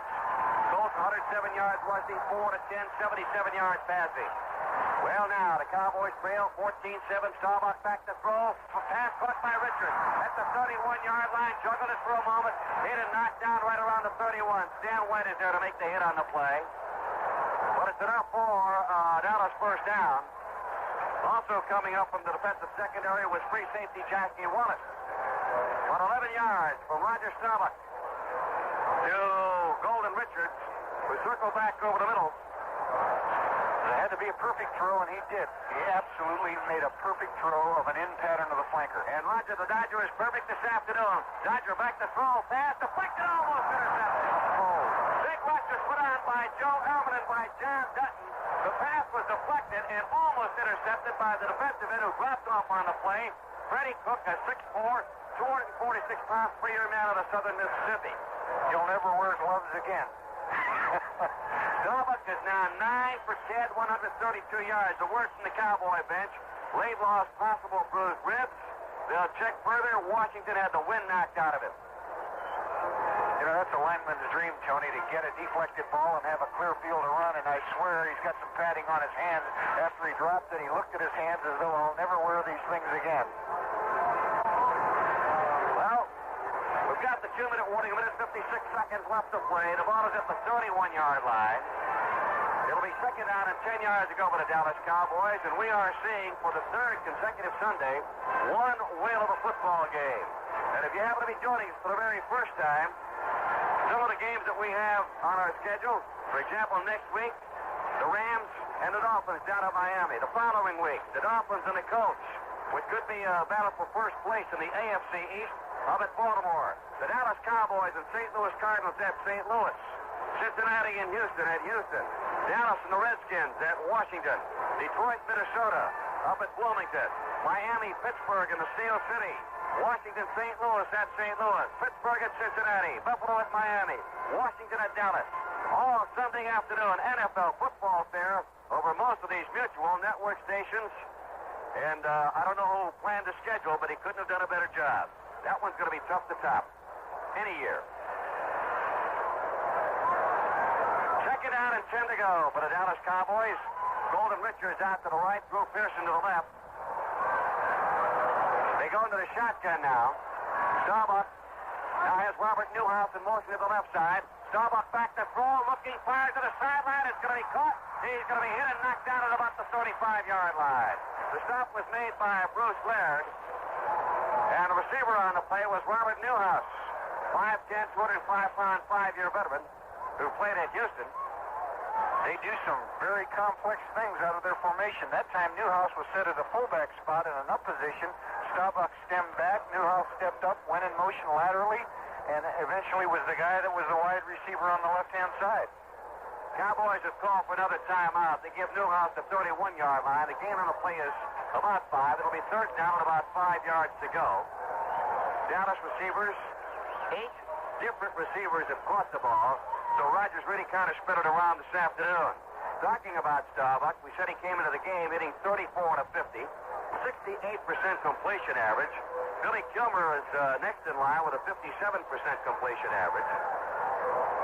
And Rogers been averaging about almost 10 yards per pass. He's thrown a couple of touchdown passes. He's only had one intercepted. This afternoon, he's 10 out of 11, so far this year, he's at 44 out of 61. We've got some final scores here. 14 Buffalo, Tampa Bay 9. That's a final. Green Bay 7, Cincinnati 28 is a final. Another final, Minnesota 10, Detroit 9. New England 30, Pittsburgh 27. That's a final and an upset. I'll repeat it. New England 30, Pittsburgh 27. The New York Jets nothing, Miami 16. That's a final. And it must be noted here that Tampa Bay did score this week. Their first time. They're down and 5 to go for the Cowboys. Roger in the shotgun, back to throw, looking, may have to run it. Penalty markers all over the place. He's going to be dropped for a loss back at the 30-yard line. And anytime that happens, you can just about bet your bottom dollar it's going to be a holding call against the offensive team. That time, Roger had nowhere to go up the middle. He was pressured. Mike Barnes was there, so was Ehrman and John Dutton. And that's going to holding call, and it's going to be declined by the Baltimore Colts. We've got a minute 36 left to play, and that's going to set up the punting situation. And Danny White, the 6'2", 180-pounder, rookie, drafted in the third round back in 1974, played a couple of years in the Woofle League out of Arizona State, is back to boot. He's punted once, and it was a boomer, 56 yards. With a warm, cloudy, overcast day in Irving, Texas. Light drizzle now. Here's the boot. It's high in the air. Howard Stevens racing over toward the right side. Will not try to field the ball. It hits the right around the 33-yard line and goes out of bounds. Right at the 33-yard line, and the Colts will take over. First and 10 at the 33. I think one of the things that the Cowboys don't want to have happen with a minute 28 seconds left before the half is to get them in any kind of position for a field goal range or give up a cheap score, because that would really be a psychological letdown. They're just a score out of it right now, and it'll be a good game in the second half, obviously, but they don't want to do anything cheap here. A baseball note, the Philadelphia Phillies beat Montreal this afternoon, and it's all over for the Pittsburgh Pirates. Another wait till next year. Cooling off considerably here at Texas Stadium.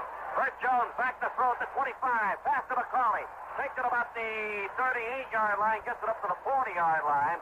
Stop there. A gain on the play of about 7 yards. And it'll be second down and 3 yards to go. That's as I suppose the Cowboys playing at safety of a three-man rush, 5 linebackers across the field, and a 3-deep safety. Here's Jones on the handoff to Lydell Mitchell off right tackle. Barges past the 40 to 45. Gets it up to about the 47 to the 48-yard line before he stops on the play. And the Baltimore Colts are going to call for a timeout. Bob Rooney making the stop on the play for the Dallas Cowboys. The word from the Cowboys bench, Roger Staubach has broken the Cowboys club record for consecutive completions. He hit his last 2 last week against New Orleans. 9 straight today. That gives him 11 in a row. And Staubach, Meredith, and Morton shared the old record of 10 straight.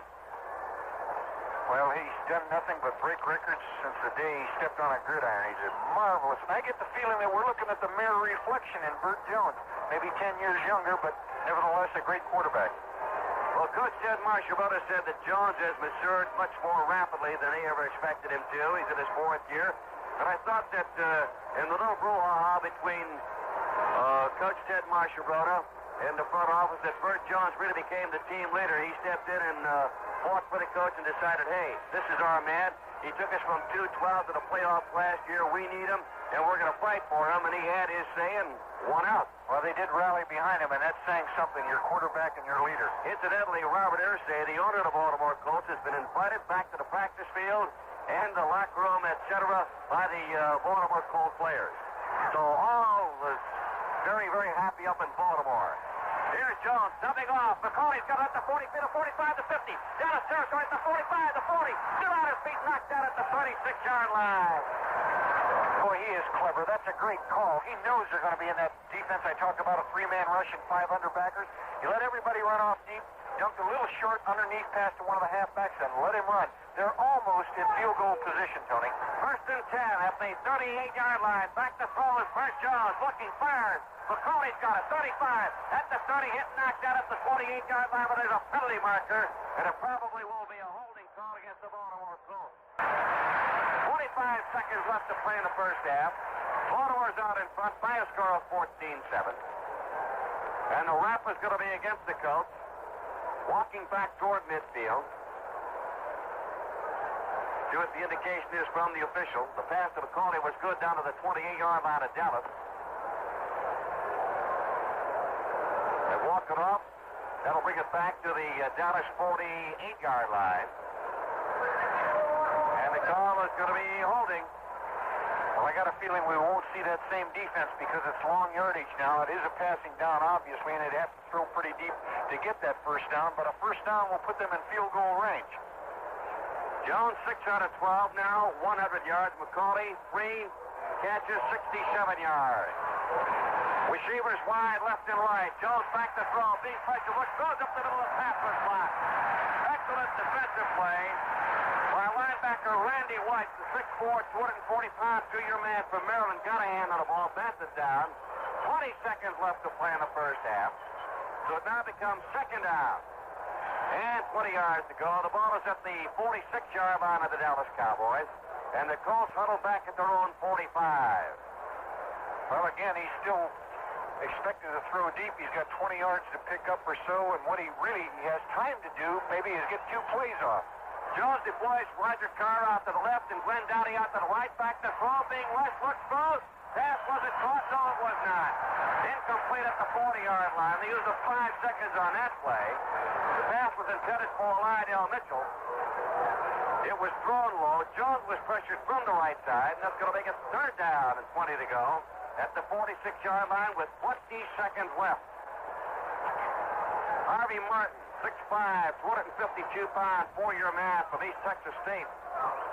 Coming hard from the right side. Glenn Dowdy, who played at Michigan.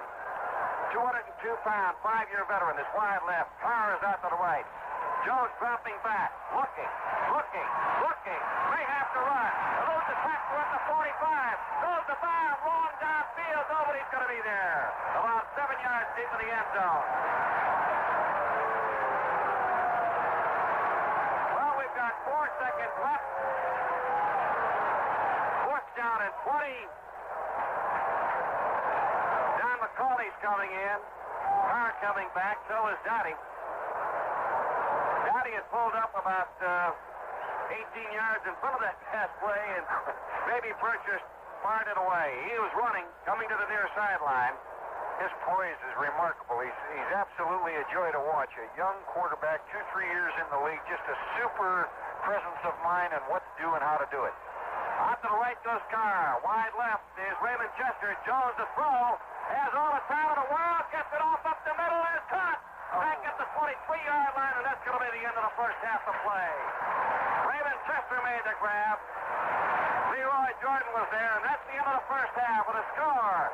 The Baltimore Colts 14, the Dallas Cowboys 7.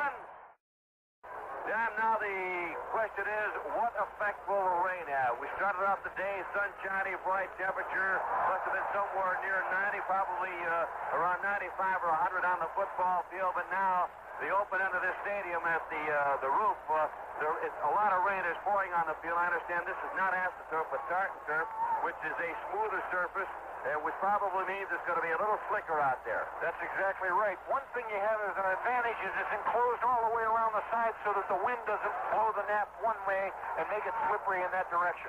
Here's Linhart's run-up, and the boot as the second half is about to get underway. Take it at the 4, the 5, the 10. It's Butch Johnson at the 15, the 20, the 25, the 30. And he's in at the 35 and knocked out at the 37-yard line. He had a little running room that time. He broke the crust. That first wave of tacklers broke that crust and was just about to spring free about the 35. I said Butch Johnson. We caught the 7, but it was 37. And that was Jimmy Jensen. He's 6'3", 230 pounds. A number 2 draft choice out of Iowa. And a super run back from the 4 all the way up to the 37-yard line. A 33-yard return. First down at 10 for the Dallas Cowboys. They're trailing by a score of 14-7. Dallas with the ball. First and 10 in motion. Near side is Golden Richards. Roger Staubach back to throw. Left sideline. Pass is caught by Drew Pearson. And he drags the tackler right out of bounds with him. The stop was made by Nelson Muncie, and he never did knock Pearson down. You know, that's a a fine maneuver. What they did there is bring the strength of the formation left all the way in motion to the right, and that singled up Golden Richards, and he just one-on-one him. It's rotating the Colts backfield, defensive secondary, when they do that. Doug Dennison comes out of the backfield. Charles Young, a 6'1", 225 3-year man out of North Carolina State, is in. Pearson now in a slot to the left. Golden Richards wide left. Billy Joe Dupre wide to the right. They shift out of a deuce backfield into an eye. Deep man in the eye is Charles Young. In motion near side, we've got Pearson. Here's Starbuck making the handoff. Looking, throwing upfield. It's downfield. It is incomplete. Overthrown. The intended receiver was Golden Richards. And going with Richards step for step was Lloyd Mumford.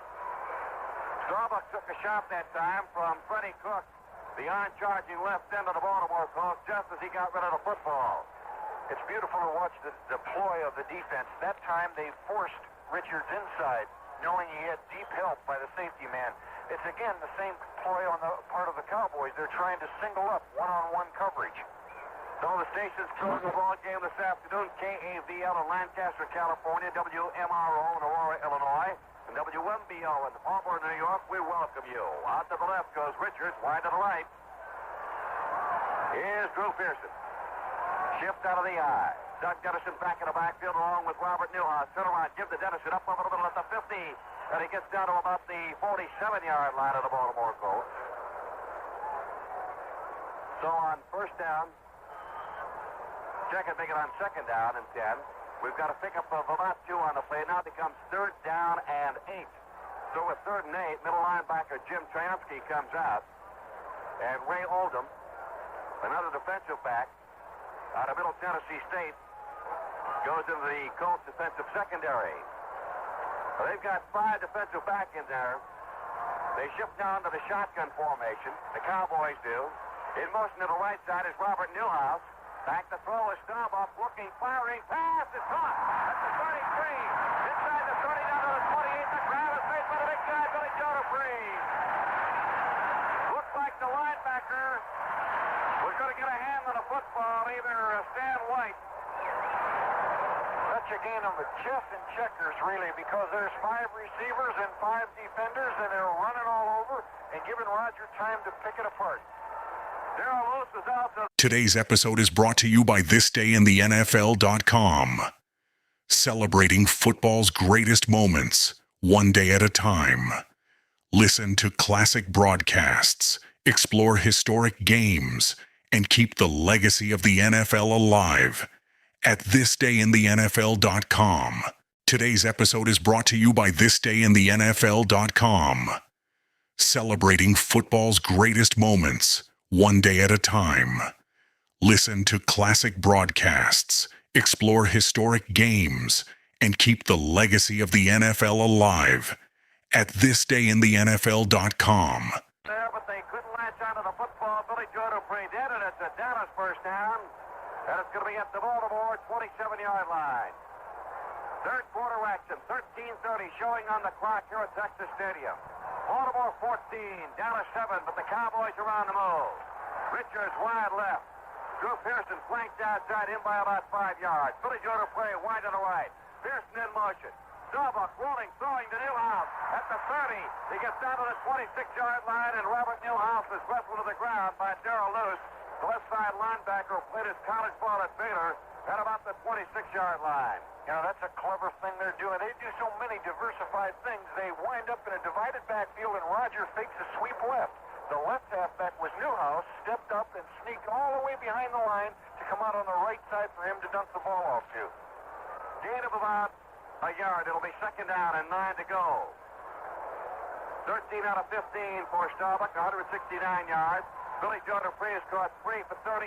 Back to Knoll. Handoff out of the lane. Goes to Charles Young on the draw.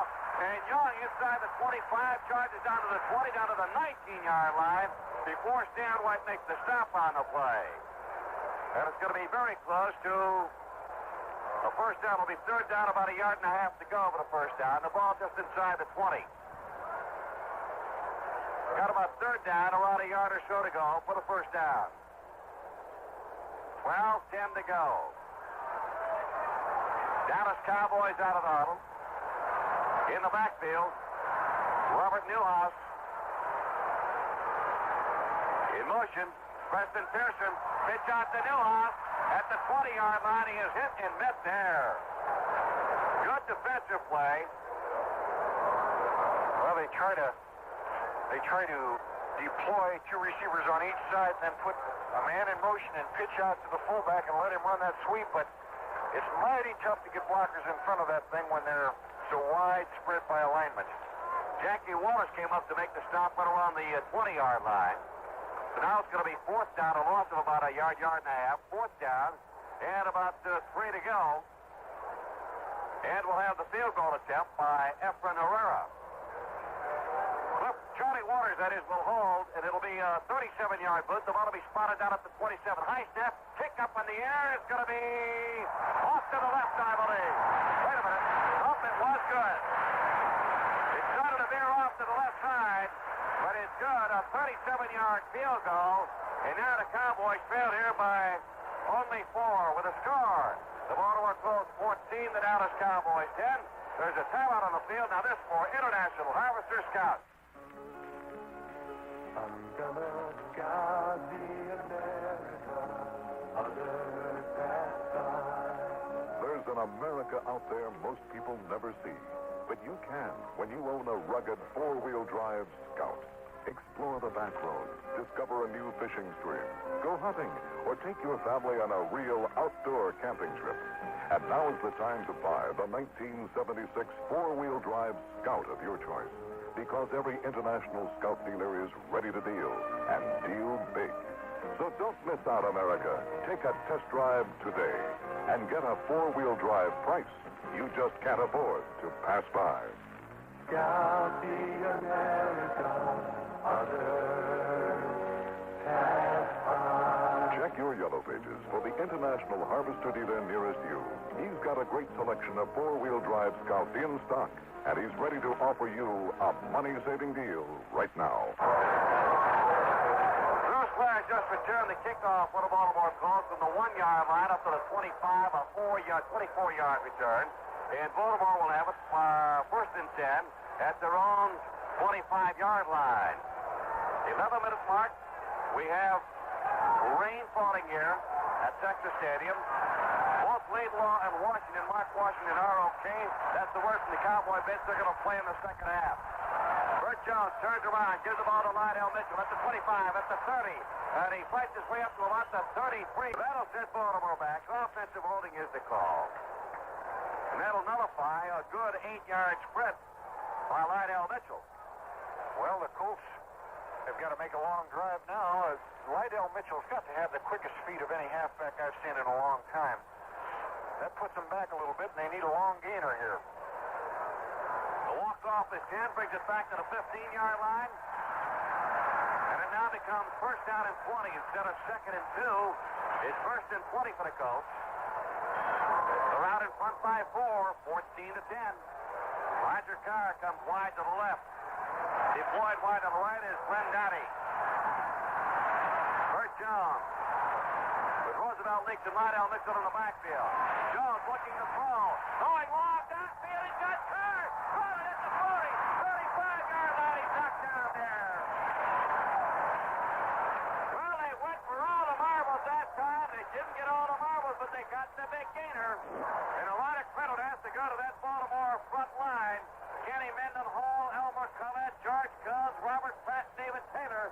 They gave Burt the time it took to throw the long bomb upfield, and the catch was made by Robert Carr, a 49-yard pass play. They'll put the ball down at the Dallas 31-yard line, first down and 10. Well, it isn't often that you see Mel Renfro beat, but that ball was so perfectly thrown, and Carr got out beyond him just a step or two, and the ball, incidentally, was in the air about 45 to 50 yards from where he threw it. First down and 10 for the Baltimore Colts at the Dallas 37-yard line. Jones gets the snap from Mendenhall. Fakes to Lydell Mitchell. Looking, fires. Caught by Carr at the 20. And he falls down at the 18-yard line. He was covered on the play by Mel Renfro. And another strike by Bert Jones. Mel Renfro was in the process of falling himself there, but Raj Carr kind of cooperated and fell into him. Otherwise, he had a clear field. It'll be first down and 10 now for the Baltimore Colts. The ball is at the Dallas 19-yard line. Baltimore out in front by a score of 14-10. 9:40 left to go in the third quarter. Johnny wide to the right. Carr comes out to the left. I formation. Handoff Lydell Mitchell. Picking his way. Knees turning. Gets it down to the 15. Maybe as far as the 14-yard line. They really have striking power. Both of these teams can move the football. That time they just wedged the thing on the right side, pulled the left guard to get another body up and through. Last man to get up from the bottom of the pile was big Jeff Ropew, the 6'6", 248-pound, 12-year veteran from Elizabeth City State. A gain on the play of 4. It'll be second down and 6 yards to go. Jones is at 9 out of 18, 189 yards. Carr's caught 3 for 82 yards. Second down, 6. Handoff to Mitchell, right tackle. Comes back over the middle again and gets it inside the 15 down to about the 12 or 13-yard line. Picks up about 3 on the play. That'll make it third down. They'll still have around 3 or 4 yards to go. How they love that isolation play. They just split you out as far as they dare, go straight ahead blocking at you, and let Lydell follow the fullback. Nothing fancy here by the Colts. Roosevelt Leaf comes out. Another hard running back. Good short yardage man. Don McCauley, the former North Carolina star. Got all the kind of records as a Tar Heel is in the backfield. Jones back to throw. Looking, fires, and center for McCauley. It's incomplete. Try to get McCauley at the 4-yard line. Pass was incomplete. Jones really threw that ball up to the middle, trying to get McCauley coming out of the backfield. And it is raining much harder now, Tom Tagner. Yeah, I think he's mad at himself. He knew that he drilled it a little bit too hard, but at least they're in field goal position, and they can match the 3 points that Dallas put, which incidentally is a big 3 points right now with this down 4 coming. All right, here's Tony Linhart to try for the field goal. The ball will be spotted out at the 20-yard line. It'll be a 30-yard boot. Spotted down, kick is up in the air, and it is good. No. There's a timeout on the field with a score. The Dallas Cowboys trailing the Baltimore Colts. Colts 17, Cowboys 10. Now this word. Weekends were made for Michelob. Weekends were made for Michelob. On a cloud in the sky. Weekend. Say a few friends drop by. Weekend. Let you know which beer you're going out to buy. Michelob. The bottle's the same famous shape, and the beer inside, 7 ounces of unexpected pleasure. That's why they call it Mix 7. Next time out, try it out the size. Mix 7. Weekends were made for Michelob. Weekends were made for Michelob. Have a night when you're here. Weekend. 52 times a year. Weekend. Don't forget, remember to pick up some beer. Weekend were made for Michelob. Anheuser-Busch, St. Louis, Missouri. Distributed by Utley Distributing Company. Well, in the lingo of football experts, that's tit for tat. There's 3 points down the field for the Cowboys and 3 retaliated by the Colts. And Bert Jones mad at himself that he didn't get it in for the score when he just rifled the ball past Don McCauley. Well, Linhart, that's a total of 3 field goals and 4 attempts. 1 out of 1 from the 20 to 29-yard line. 2 out of 2 from 30 to 39 yards out. 0 for 1 from 0 to rather from 40 to 49 yards out. 17-10. The Baltimore Colts are out in front. 8:16 to go. The boot. It's deep. It's Jensen at the 1, at the 5, at the 10, the 15, at the 20, at the 25. Right toward the 30-yard line before he's finally tripped up on the play. And Jimmy Jensen almost whooped him that time. A 29-yard return by Jim Jensen. He was down to the kicker, and kickers don't like that. Number 2. One of the Colts on the seat of his pants, a little slow getting up on the play. That's Jimmy Kennedy. And apparently he sustained an injury to his right leg. We're going to pause briefly here for station identification. This is Mutual, your news and sports radio network. And this is Sports Radio 86, WSON Henderson, 4 before 5 o'clock. Jim Kennedy is the backup receiver, tight end for Raymond Chester. He's 6'3", a 230-pound, 2-year man out of Colorado State. And right now, they are working on his right leg. And I'll tell you right now, that opening here at Texas Stadium is letting in a lot of water, Tom Tagner. You know, it's amazing. Here we are, we're about as dry as you can get, and we're watching another world out there in the middle of the football field. Did you see the spray rise when the bodies collided on that kickoff return? It was just like stepping and tromping in a puddle, like your 6-year-old out playing with a new pair of sneakers. Well, one thing, it's cooled it off considerably. Yeah, the temperature has gone down, no question about that. Now I can foresee rather, that any little slight mismaneuver, any turnover at this stage of the game, because the field is wet and that pigskin's going to get mighty slippery and slimy. Good news for the Colts fans. Jimmy Kennedy up and walking off the field under his own power. Lazy Boy Chair Company will award a Lazy Boy recliner to the outstanding offensive and outstanding defensive players in today's game. We'll announce the winners at the conclusion of our contest. All right, 17-10. Baltimore out in front. 8:05 to go in the third quarter. Cowboys eye formation, slot left, slot man, Pearson in motion to the right side. Turnaround, Staubach gives to Dennison, trying to go to the outside. He is ridden down by Stan White. Stan White on the line of scrimmage, grabbed Dennison around the sides and dropped him for a loss back at the 31-yard line, and Stan White played quite a ball game, Tom. He really has. He's not a big guy. He's 220 and just a marvelous linebacker because of agility. Apparently, the halftime strategy, the Cowboys kept trying to work out the idea of when we put a man in motion to our right, the defensive secondary of the Colts revolves. Let's hit back there with a run or hit back there with a single to Golden Richards. Cowboys have managed only 53 yards on the ground. They go to the shotgun. Staubach waiting for the snap. From John Fitzgerald, gets it chest high. Drops back to the 19. Being pressured. Hit. Spins around. He's going to be dropped for a loss back at about the 22-yard line. And the sack pack got to him. Leading the charge was Big Joe Ehrman, the 254-pound, 4-year man out of Syracuse, who was an All-America when he played with the Orangemen. Well, it's not often you see Roger the Lodger scrambled, but there was great protection. There really wasn't any place to throw the ball, and that great charge of the Baltimore Colts defensive front got to him. Last year, that sack pack front four averaging just under 25 years, accounted for an NFL-leading 59 sacks. Dutton had 17. Cook had 16 and a half. I don't know how you get a half a sack. Joe Ehrman had 9, and Mike Barnes had 8. They divide them, I guess. You get the bottom half, I get the top. Who got the other half? Third down, 19 to go for the Cowboys. In the shotgun, Newhouse in motion to the right. Staubach back to throw, has a time, fires. Caught by Pearson. He is drilled into the ground. Or into the turf at about the 35-yard line. Actually wound up around the 32. When he caught the ball at the 38-yard line, it's not enough yardage for the first down. With third down and 19, it's now going to be fourth down, and they'll still have about 4 or 5 yards to go. Here's where the kicking game really gets dangerous because you're half afraid to feel it. You don't want it to pin you down inside your own 10. Very ticklish situation. Also the snap on the punt. Tom, you can see the water now pounding up on the tartan turf, but it's really going to get treacherous. Here's a snap back to Danny White, and he gets the boomer up in the air. This one won't go as far. It'll come down short. Oh, fair catch. Oh, fair catch. Howard Stevens tried to catch the ball in the crowd. He fumbled it. The Cowboys recover. Cowboys recover, and the guy that recovered the ball was Greg Shaw, an offensive end.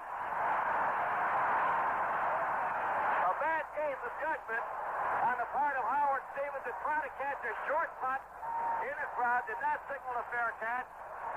And Greg Shaw, an offensive end, the number 2 end, was the guy that fell on the football, and the Cowboys get a big break on a 34-yard punt. That is certainly a break for them. You know, that ball never turned over. It got awful high, and it didn't quite turn over the forward edge, so it just stayed upright when it fell, and the vertical fall of a ball being caught by a punt return man is the most difficult of all because it falls away from you.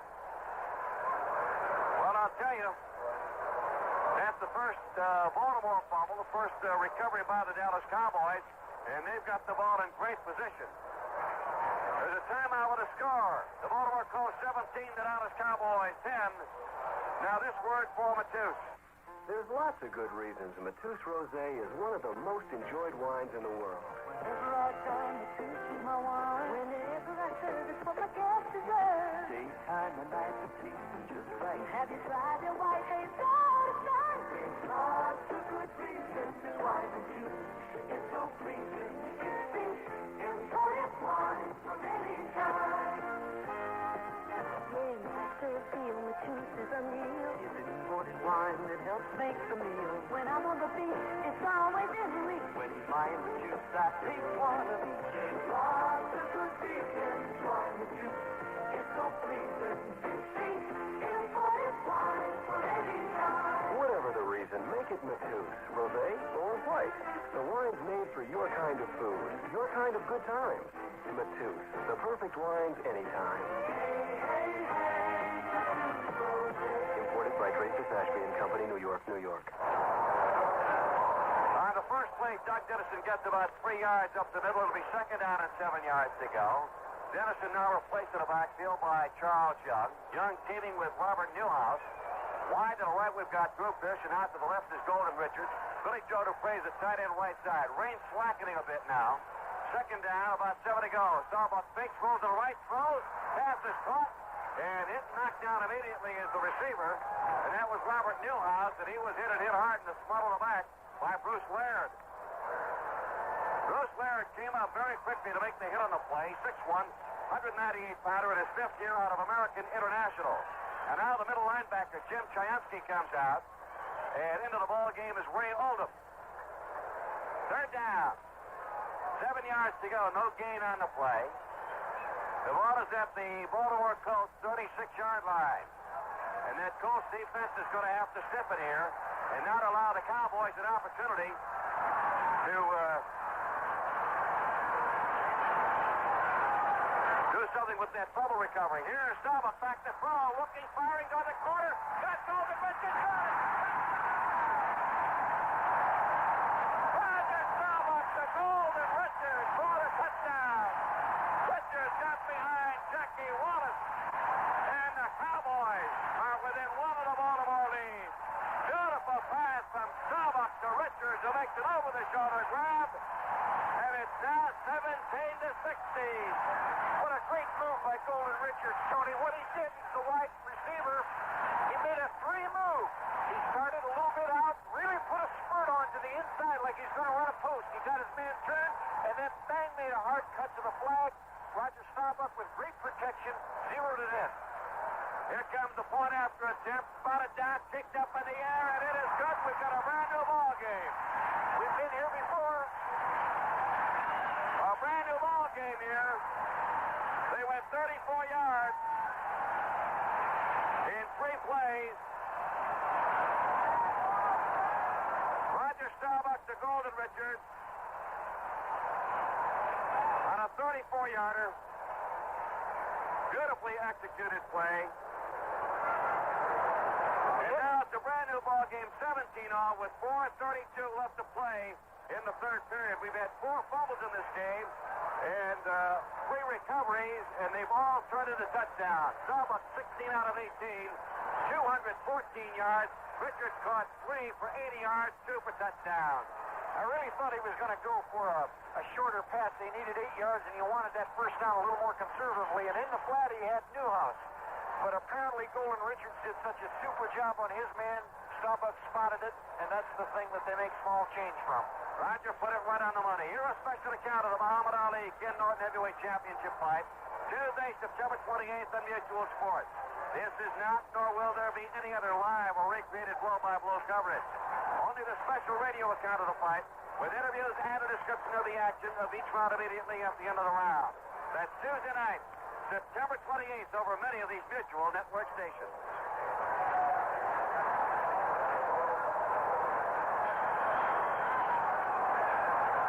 F. Fred Herrera has it teed up at a 35.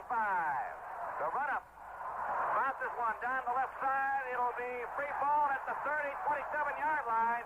And one of the Colts was diving for it and managed to recover it at the 27-yard line. I don't know if he planned that, but if he did, it was like a Texas leaguer. He squibbed it. It didn't go very far. There's a gap between the front row and the back safety people, and it fell right in that gap. And one of the Colts shaking up on the play at the 27-yard line. So it'll be Baltimore ball, first down and 10. Well, the fans have to be enjoying this. It's as though Roger Staubach says, there, I did my thing, Bert, it's your turn. And they've been moving just about that way. Well, don't underestimate Mr. Jones. Came up with a big play in the last series. Can't find out who that Baltimore player is.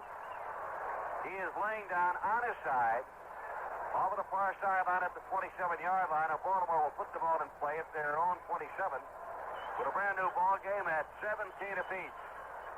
Buick Motor Division of General Motors Corporation will award a 1977 Buick Regal to the 1976 NFL Player of the Year, as selected by the sports writers and broadcasters who cover NFL games. The winner will be announced over the Mutual Broadcasting System during the first round NFL Championship playoff games, December 18th and 19th. Got some final scores and some third quarter scores here. Cleveland 7, Denver 24 in the third quarter. The New York Giants and Los Angeles in the third quarter, a 10-10 tie. Sounds familiar. St. Louis 17 and San Diego. Third quarter score 33. Again, 17 St. Louis, San Diego 33. San Francisco in the third quarter is leading 31-7 over Seattle. Kenny Huff was the player shaken up on the play. Huff walking off the field under his own power. Rain has slackened here at Texas Stadium, but it is still raining. You have water standing on the tartan turf. Baltimore's got the ball. Got a brand new ball game with 4:27 to go in the third period. First and 10 at their own 27-yard line. Roger Carr comes out to the left. He'll be taken by Mel Renfro. Bert Jones, a long count, gets the snap, turns around, gives it to Lydell Mitchell. And Mitchell tries by tackle, and he ran right into the waiting arms of left side linebacker Bob Runick, who made the hit on the play. You know, when you talk about the pulse of a game, where you're talking about momentum of one team moving, and this is an important series. If they shut them off, if Dallas shuts them off, you've broken momentum. But if they eke out a first down here, then we're really in for a drive. A gain of about a yard. Second down and 9 to go. Glenn Dowdy is wide left. Roger Carr is put to the right. Roosevelt leads and Lydell Mitchell out of back. Here's a handoff going to Mitchell. Mitchell with a block in front of him, gets it at the 30, at the 32, 33-yard line, and he's going to be stowed under there. And when you get near those sidelines, Tom, it's very difficult to cut because that's where you have most of the water. That's true, Tony. Plus, there's also a little runoff. I think about an 18-inch ground in the middle of the field that tapers, so you're really running downhill. So Lydell gets about a half a dozen on the play. It'll be third down and 3 yards to go. The ball will be put down at the 33-yard line of the Baltimore Colts.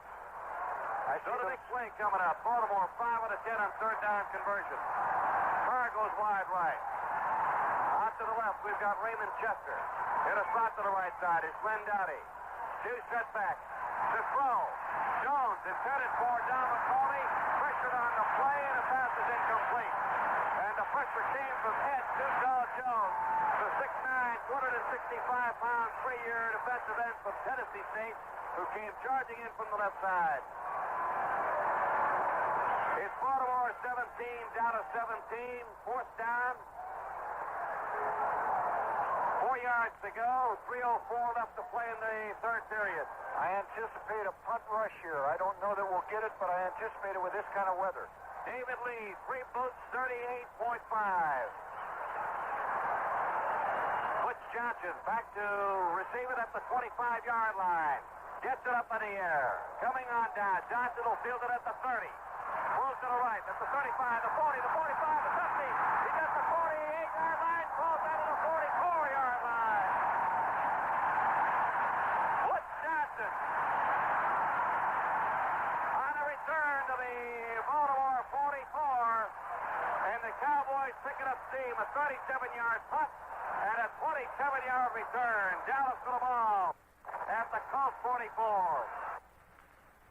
Eve, always that's the danger spot. If you can break that first wave, you got running room, and he certainly had it.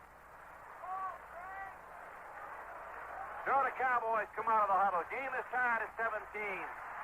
2:51 to go, third quarter. Roger Staubach, I formation, out of the I. Doug Dennison and Robert Newhouse. In motion towards the line of scrimmage, the wide receiver Preston. The handoff goes to Newhouse, straight up the middle he goes, down to about the old 41-yard line, and that's about it. Maybe as far as the 40. Well, Roger crossed me up that last series they had, the down and scored. I thought he was going to play a little bit more conservative, and I think right now he probably is thinking in terms of getting in that conservative field goal range. Ball is between the 40 and 41-yard line. Gain of about 4, second down and 6. Golden Richards goes wide to the left. Pearson comes out to the right. Newhouse, the fullback. Charles Young has replaced Edison. Turnaround. Jim DeYoung sweeping to the left side. At the 40, turns it in. Gets it down to the 35 where he's fouled up, and it'll be very close to a first down. They may be a yard shy of first down yardage. I believe they're going to place it down squarely at the 35. To get the first down, they'll have to go down to the Baltimore 34. So now becomes third down and a yard to go for the Cowboys at the Baltimore 35-yard line. That play they ran didn't look like much because it's really so simple, but they're in the eye. They fake the fullback over the middle. They counterstep the tailback to the right, which gives both guards a chance to pull and clear to the left, and it winds up being an eye back sweep left. Well, they're in a power eye this time. The wide receivers are out. We've got a double set in. Handoff goes to Young, and Young is hit at the 35. And I mean, he was hit. The hole was there, and then all of a sudden it closed up. And a great hit at the 35-yard line by the linebacker for the Baltimore Colts, Jim Chayonsky, the middle linebacker. Picked up maybe a half a yard on the play, and they're going to have a measurement. From where I'm looking, it looks like he has to reach the stripe, which actually is the 34-yard line, and he might be inches short. That would be my guess. And it is. Give it about 4 inches shy of a first down. So it's now fourth down, about 4 inches to go for the first down. I took up Preston Pearson into the ball game. Doug Dennison is out. Charles Young is back in. Drew Pearson comes out. Clock is running a minute 20 to go in the third quarter. Game tied at 17 apiece. They'll probably, Dallas for the ball. Probably come two tight ends now and pre-shift, trying to draw them offside. All right, double tight end. Dupree and Saldi. Again, the power eye formation. Here's Starbuck faking, running to the right at the 40-yard line. 35, he's got the first down. He was hit at the 34. Momentum carried him down to the 33. It'll be a Dallas first down. And Roger the Dodgers traveled to the right for the first down. And Dallas keeps its drive alive. Well, that's a gutsy call by Roger. It really is. He double-faked the power eye right into the middle and then kept it. I don't know whether he was going to throw or not, but he elongated that 6-foot-some body and got that first. October 9th, Mutual takes you to Ann Arbor for the traditional Big Ten clash between Michigan and Michigan State. The record books go out the window for this one, so join Don Crickey and Pat Sheridan for the fireworks October 9th over most of these Mutual network stations. First and 10 for the Dallas Cowboys. Shift into the eye. Starbuck back to throw. Looking, fires to the right sideline. It is incomplete. You notice the two wide receivers that time crossed, hoping to catch them in an exchange, but they were in a zone and they just stayed at home, and the ball was slightly thrown to the outside. Golden Richards was the intended receiver. That'll make it second down and 10. And all of a sudden, it isn't raining anymore. Well, things happen big and quick in Texas. Ball at the 33, second down and 10 to go. Drew Pearson goes wide left. Out to the right, Golden Richards. The backfield, Robert Newhouse and Preston Pearson. Pearson now goes into the I formation. Starbuck back to throw. Pearson's got it at the 35, at the 30, at the 25. Beautiful move, and he gets down to the 20-yard line. Before Bruce Meyer wraps him up, and it's another Dallas first down. That play covered about 12 yards, and the Cowboys are on the move. That's the end of the third quarter of play with a score. The Dallas Cowboys 17, the Baltimore Colts 17. Well, I haven't seen them use that play often, but what they did there was to decoy a tight end and two wide receivers, and Starbuck had the presence to look downfield and then lop it off to the I-back, who just simply flared out to his left, and there wasn't a screen, there weren't no lead blockers, but when Preston fielded the ball, he had open field because everybody had run off deep with the wide receivers. Then he cut it underneath and gained a very valuable 12 yards and they're in great shape in scoring position at the 22 of the Colts. Baltimore's got 16 first downs, the Cowboys 14. Colts have 125 yards rushing, Dallas only 67, but Dallas has 265 through the air, while the Colts have 189. Cowboys have completed 18 out of 21 passes this afternoon. They shift out of the eye, deuce backfield. Here's the turnaround, give to Dennison, right tackle, inside the 20, 15 down to the 13-yard line. Dennison had a handoff from Roger Staubach, charging ahead, picks up about 7 or 8 on the play. It'll be second down and a couple of yards to go for the first down. The ball is at the 13-yard line of the Baltimore Colts. Dennison has 12 carries, a total of 44 yards. Dennison's out now, and Charles Young is in the backfield for the Dallas Cowboys. Fourth quarter action, game tied at 17. Richards wide left out to the right, Drew Pearson. Charles Young, Robert Newhouse, hand off to Young, right tackle he goes, inside the 10, and he fights to the 9 to the 8-yard line before the tackle is made by Jackie Wallace. That's an identical play to the one they just ran with Dennison, and what they're doing is they're trying to make it look like a sweep, a divided backfield. He comes back and hands it off to the left half, going to the right, and instead it's elongated, and he cuts it back in over the right tackle. So it's first down. Goal to go. The ball is at the Baltimore 9-yard line. And the Colts defense being called on here to stiffen. First and goal to go at the 9. Shift out of the eye. Newhouse, hand off to Dennison. Dennison at right tackle, jumps over one man. Still on his feet, fights inside the 5, gets to the 3-yard line.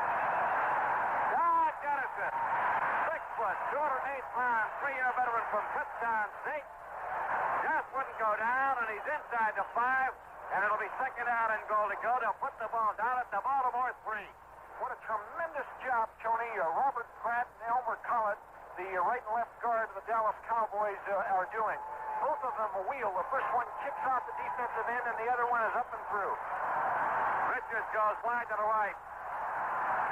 Jay Saldi is in on the left side. We've got a double tight end here. Dupre on the right side. Here's Staubach, handoff, the ball going to Young, and Young is brought to a halt at the 3-yard line. He was hit by John Dutton for 1. Also, Jim Chiansky, the middle linebacker, was there on the stop. May have lost a yard back to the 3.5. So it's third down, about a half-yard loss. Third down, about 3.5 to go for the touchdown at the Baltimore 3.5-yard line. Now, Landry closed the plays by shuttling his backs. In the backfield now, Dennison in the tail. Robert Newhouse, they shift out of the I formation. In motion now is Pearson. Here's Staubach with a long count. Hand off to Dennison, being chased. Although the tackle at the 5 is knocked down at the 1-yard line. Joe Ehrman almost got him at the 10. Couldn't hold on to him.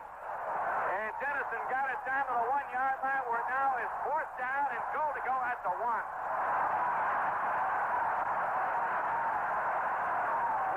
We just got a score in, Tony, and they broke that 10-10 tie out on the coast. Los Angeles is up in the fourth quarter, 17-10. All right, the Cowboys will elect to go for the 3 point. It's no more than an extra point for Efren Herrera of the Dallas Cowboys.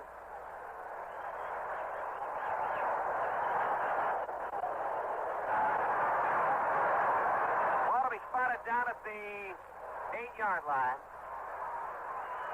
Hasn't missed a field goal all year. Put down, kick up in the air, money in the bank. It's good. There's a timeout on the field with a score. The Dallas Cowboys 20 and the Baltimore Colts 17. Now this word. Weekends were made for Michelob. Weekends were made for Michelob. Not a cloud in the sky. Weekend. Say a few extra by. Weekend. Let you know which beer you're going out to buy. Michelob. Maybe this would be a good weekend to try Mix 7. Mick from Michelob. 7 for 7 ounces of unexpected pleasure. Look for Mix 7 in the gold 6-pack. Weekends were made for Michelob. Weekends were made for Michelob.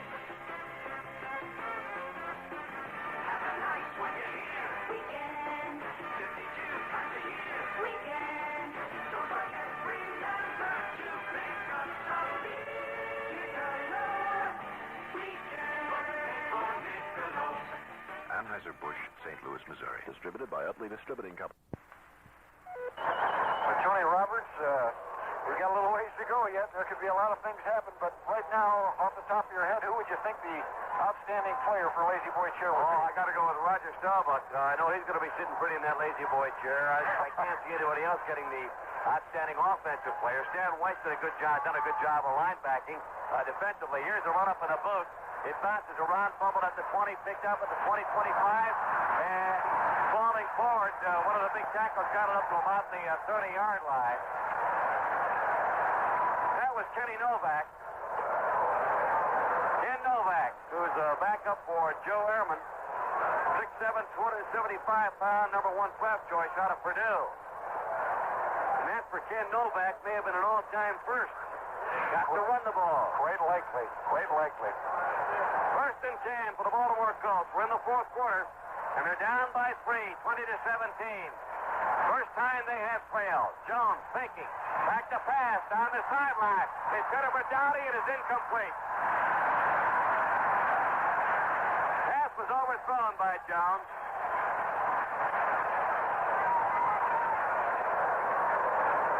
He's a thrill a minute. He was going to get right back into it with one grab, and it was a well-calculated play. First down's a great throwing down. Baltimore coming off a big win over Cincinnati last week, 28-27. Dallas had an easier time of it against the New Orleans Saints, 24-6. Second down and 10 at the 31-yard line. The snap, Jones puts it on his hip. Circles to the left, looking, thinking, at the 35, at the 40, and ridden out of bounds at the 40-yard line. He was hit and knocked out of bounds at the 40 by D.D. Lewis, the 8-year veteran, right side linebacker from Mississippi. There are words, Tony. We used a word in college football called waggle, and what it means is the flow of the backs come one way and the guards wheel the other way, and the quarterback bootlegs. Well, that's what Roger did, and he was trying to flag the single receiver he had on that side, saying, go ahead, I've got time, go ahead deep. Of course, the wide receiver let up on it, and Burt winds up running the ball. All right, Carr is out, and so is Lydell Mitchell. Don McCauley in the backfield now with Roosevelt Leaks, double tight end, wide to the right. We've got a split receiver diving over the middle for the first down as Roosevelt Leaks. No way they were going to stop him. He was like an IBM that time. Roosevelt Leaks is a really compactly built fullback, halfback type. What a fantastic college career he had. Now the pros can look forward to him for maybe another 10 years. 5'11", 225-pound, 2-year man out of Texas.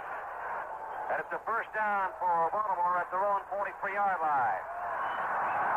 Carr is back in, so is Glenn Downey. They're wide left and right. Here's Jones looking to throw to the sideline. It is caught at the 48-yard line, and he's knocked out of bounds at the 48-yard line. This time it was Randy White who made the hit on the play. And the catch was made by Freddie Scott at 6'2", 175-pound, 3-year man from Amherst. So Scott makes the catch. A gain of about 9 on the play. It'll be second down and a yard to go. With second and 1 time, you can do so many things. That's exactly right. You got him guessing now. That was a little run-action fake and just a perfectly timed throw. I wouldn't be surprised if he came back with it. Scott is flanked to the right. Double tight end. Out to the left, we've got Carr. Turn around, handoff. Lydell Mitchell fights for the yard. He gets inside the 45, down to the 44-yard line. Little stutter step there by Lydell. So it's another first down for the Baltimore Colts. We're going to pause briefly for station identification. This is Mutual, your News and Sports Radio Network. And this is Sports Radio 86, where you hear football all weekend long. WSON Henderson. Ball at the 45-yard line of Dallas. First down and 10 to go. Mitchell, Roosevelt Leaks in the I formation. Here's Jones. Looking. Gonna have to run for his life. Being chased by the big guy, Harvey Martin, and he finally runs out of bounds. Shoved out of bounds by Bob Brunick. Oh, I want to tell you. Harvey Martin, 6'5", 252 pounds, a 4-year giant from East Texas State. That must have sounded like a herd of elephants stranded him. If he didn't hear the footsteps, he certainly heard the splashing down, or felt the heat of that warm breath on your neck. I've got to hand it to Burt. He is a really courageous fellow. Scrambling and throwing. A gain on the play of 5 yards and a scurry to the right by Burt Jones. Second down and 5 to go. Deuce backfield, handoff, Roosevelt leaks, bounces off the middle, slides to the left, and he's got the first down. He hit a stone wall up the middle, slid to the left, and tipped those knees, turning. He's got a first down at the 31-yard line of Dallas.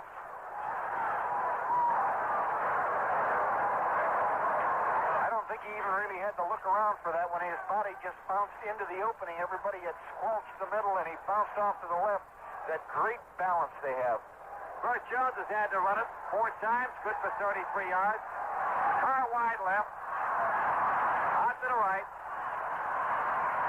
It's Brendati. And nowhere to go at the 35-yard line. Boy, Stonewall. Rydell Mitchell ran into Ed Too-Tall Jones and company, and that was the end of that. Loss of about 3. Second down, 13 yards to go. The ball at the 35. I think defensively they stunted that time. Normally speaking, Too-Tall comes from the outside, but he slithered inside the tight end or tackle's block and shut it off. They remove a tackle and 3 linebackers. The Cowboys do. Second down, Jones back to throw. Going to get hit in the blind side. Being safe. Throws down the run and it's incomplete. A little bit unhappy at a call. I think he feels like there was a little interference on the receiver he was trying to hit short. Well, I believe they're claiming interference. I believe it was on Don McCauley. They don't get the call. It now becomes third down and 13 to go. And again, a lot of pressure from the right side from Harvey Martin. Well, they've got Harvey Martin comes after you. It has to be like that dream that everybody has where you're being chased. It's a nightmare. With gum on your shoes. And that's right. You can't get those feet going. Third down and 13. Burt Jones back to throw. Looking, throws downfield. Oh! Back down at the last moment by Mel Renfro. There's a penalty marker at the 40-yard line. Well, a penalty marker at the 40. Personal foul. Dallas, roughing the passer. Oh, my. One great play offset there. Mel Renfro knew he was beat. He did the only thing he could do. He laid his ears back, buried his head, and ran for the spot that he could see Golden Richards. And at the last instant, knocks it down. But this penalty oversets that great defensive play by putting Baltimore alive for this scoring drive. Well, he played the ball. He knew he didn't have the receiver. He played the ball and knocked it down. Roger Carr almost had it in his midsection. So, roughing the passer call against the Cowboys. Keeps the Colts drive alive now. First and 10, Baltimore. At the Dallas 20-yard line. High formation. Burt Jones turns around, gives it to Mitchell. Cuts back over the middle, 15. And to the 9-yard line. 11 yards up the middle by Rydell Mitchell. Well, that call was unpopular with the fans here, and it's obvious why it would be, but I tell you, they did a marvelous thing right afterwards. The Colts stormed at him with that great isolation play of theirs, and Rydell Mitchell is absolutely beautiful. He makes a cut, and there's no wasted motion. He plants his outside foot and bangs into the hole with a lot of forward momentum. This drive started back at the Baltimore 31. First down and goal to go. Hand off to Mitchell. Looking for running room. Slides inside left tackle. Going to the weak side. Cuts back over the middle again. Gets it inside the 10. Down to about the 6-yard line. Tackle made by Leroy Jordan. It'll be second down and goal to go. Mitchell now has 24 carries, 108 yards. I just recall, Tony, remember the scoring drive, they were in a similar situation. He put a formation up and then kicked the ball. I look for maybe a little tomfoolery down here. They need it.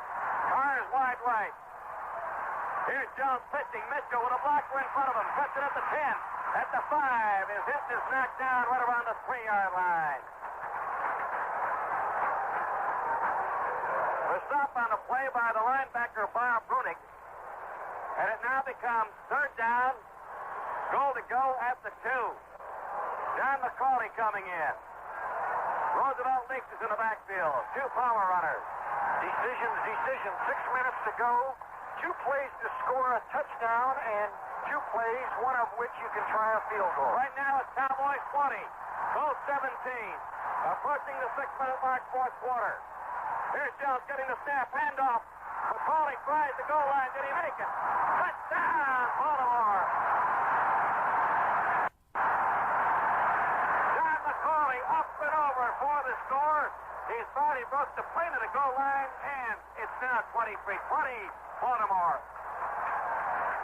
I wonder what Lydell Mitchell and Don McCauley talk about when Lydell runs it down there and McCauley comes in nice and fresh. They got to be the best of friends. Yep. Great team play. It really was a great drive for the Baltimore Colts. 69-yard drive. And a total of 13 plays. A big penalty helps out. We've got 6:08 left in the ball game. And now it's a 23-20 game. There comes the PAT attempt by Linhart, spotted down up in the air. Looks like he might have shanked it a little bit, but it's good. So, with a score, Baltimore 24 and Dallas 20. There's a timeout on the field. Now this for Lazy Boy and the Teamsters. Tony Roberts, we've watched 3 games. This is not concluded by a long shot. The first 2 were exciting, and we call them cliffhangers. And we're watching one that's everything you want to watch in football. It's got the passing game, the running game, the great plays. There have been some turnovers. There have been some marvelous saves, some brilliant play calling. And it's anybody's game against 2 great teams. Here's the buzz by Linhart. When he puts the foot into this one, it'll be taken right around the 4. At the 5, it's Johnson at the 10, the 15, the 20. It's knocked down right around the 20-yard line. And a good, hard hit by Sanders Shiver, a linebacker, a number 2 linebacker for the Baltimore Colts. 16-yard return, and the Cowboys, trailing 24-20, will put it in play first and 10 at their own 20-yard line. 6 minutes to go on the clock, and a lot of football to be played here. We'll bring it to you live, neutral booth, Tony Roberts and Tom Pagnon. Well, you know, right now, we've got 6 minutes to go, but the Redskins and the Cardinals have to be happy.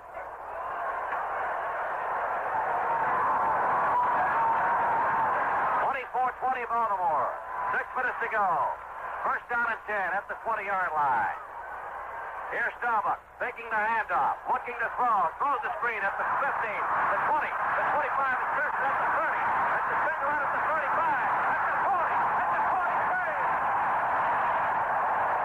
That's it, Pearson on a straight pass to the left side with Bobby knocked down by Baltimore's Jackie Wallace. Dallas has that facility to reach in their hip pocket and pull something out.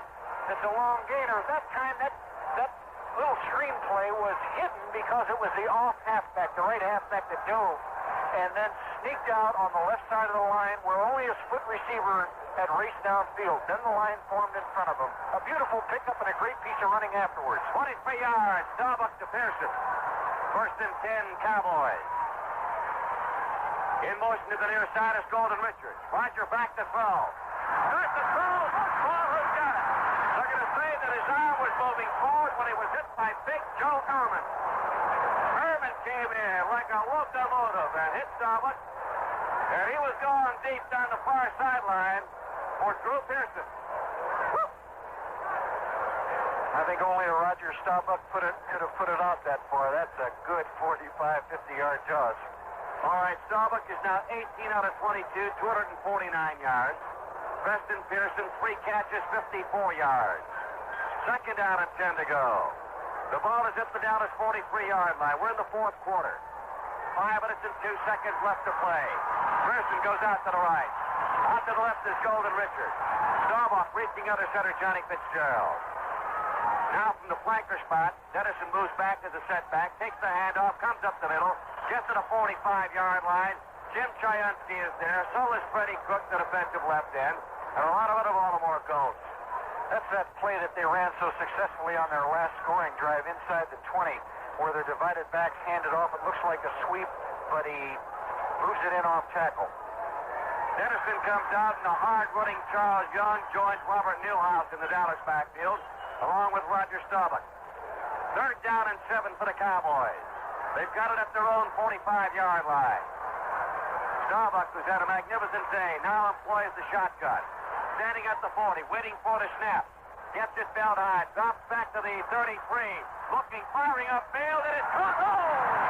Billy Joe Dupre caught it, and he was hit shoulder high and knocked down at the 39-yard line by Jackie Wallace. Wallace threw a beat on the ball, but he just didn't have enough steps to get to it. And it's another first down for Dallas. As soon as they shifted into the shotgun, Tony, you could see Stan White waving his arms, calling off whatever defense they had so that they would get into a zone, and he picked the zone. Baltimore leads at 24-20, but the Cowboys are on the move. They're in Baltimore territory at the 38-yard line. 3 minutes and 50 seconds left to play. Dupree, 4 catches, 49 yards. Wide right, Golden Richards. Out to the left, Drew Pearson. Here's Starbuck, faking, looking, throwing downfield, got Richards. Come on! Richards takes the defensive back, Floyd Mumford, and free safety Jackie Wallace. But this time, Roger could not make the connection. Well, they had that little delayed receiver out in the flat, but they jumped right on him with the linebackers, and they were going for all the marbles, and he did have a step on his defender. Pass is incomplete. That was a 6-pointer. Charles Young now comes in with a play from Coach Tom Landry. They'll make it 2nd down and 10. The ball is at the Baltimore 38-yard line. It's 24-20. The Colts out in front. 3 minutes and 34 seconds left to play. Fourth quarter action. Young and Milhouse split out of the eye. Deuce backfield. Starbuck gets the snap. Dropping back to throw from the 48. Lost one up the middle. Billy Joe Dupre is there.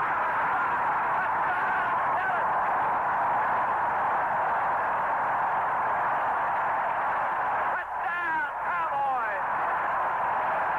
There's a penalty marker on the play. Johnny Fitzgerald, down the center, shaken up on the play.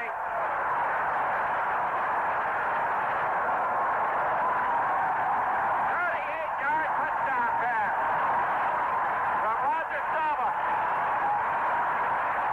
Billy Joe Dupre.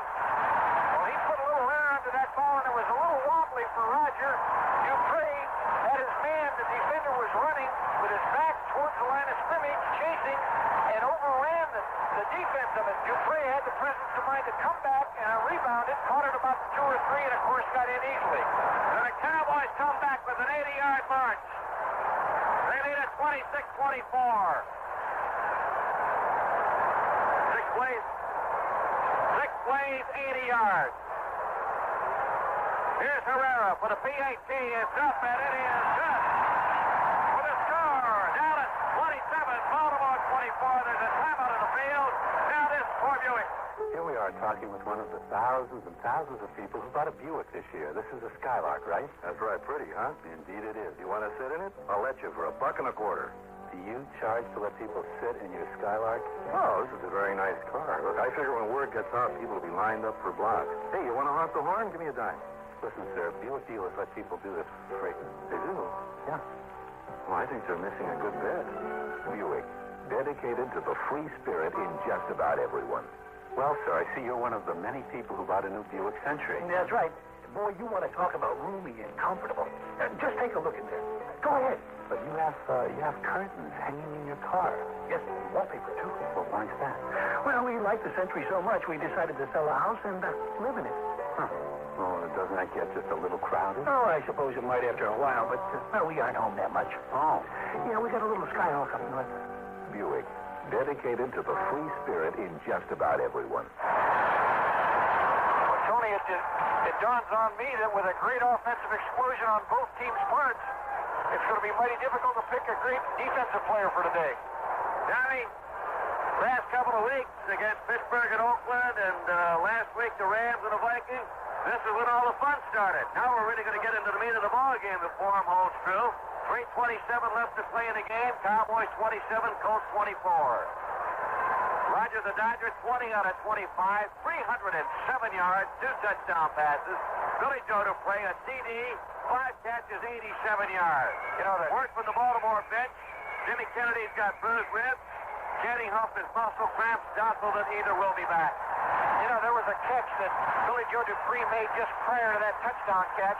and was hit like a Mack truck hit him, and he could have easily caught the ball up, but he didn't. Here's the boot. It's high and it's deep. Howard Stevens about 3 yards deep at the goal line at the 5, at the 10, the 15, at the 20-yard line. Puts his head down and gets knocked down at about the 21-yard line. Mr. 5x5, Howard Stevens. He's got to be the, what's his name, Pontic? Freddie Pontic, the football. 24-yard return up to the 21-yard line. Yeah, he looks like he's standing in a hole out there, but he can really fly. Those legs are like pistons. There's a penalty marker back at the Dallas 39-yard line, so we're going to get to do it all over again. Might have been an offside against the Dallas Cowboys. The deep men, Stevens in the middle, McCauley on the far side, and Bruce Laird near side. You know, that little 5-yard penalty looms a lot bigger than it appears, because if that ball is fielded on the 5 or 10 and you get a 20-yard run out, you're in field position for just one first down. Now you're almost at midfield, and you can play a little looser with a football. And you can bet they're going to play a little looser because it's 3:18 and they're going to go for it. Well, they've got the ball at the 35-yard line. Dallas has a total of 6 penalties now for 56 yards. They're kicking off from the 35 again. If it's an offside, they'd have to move it back to the 30, wouldn't they? I'm wondering what he did call. What did he call? Maybe it nullified, maybe both sides. Oh, a penalty after the last play, and they kicked off from the 40. Now it's proper. Now it's 35. All right. Now it's the 35. Here's a run up and the boot. Coming down to Stevens at the 10. Comes up the middle at the 15, at the 20, at the 25, at the 30, circles on the right. Turns the corner at the 35, at the 40. Drops up the football, the ball. Out of bounds, who's got it? It's going to be Baltimore ball. The Colts get the football. Oh! Talk about a thick and squirting up in the air.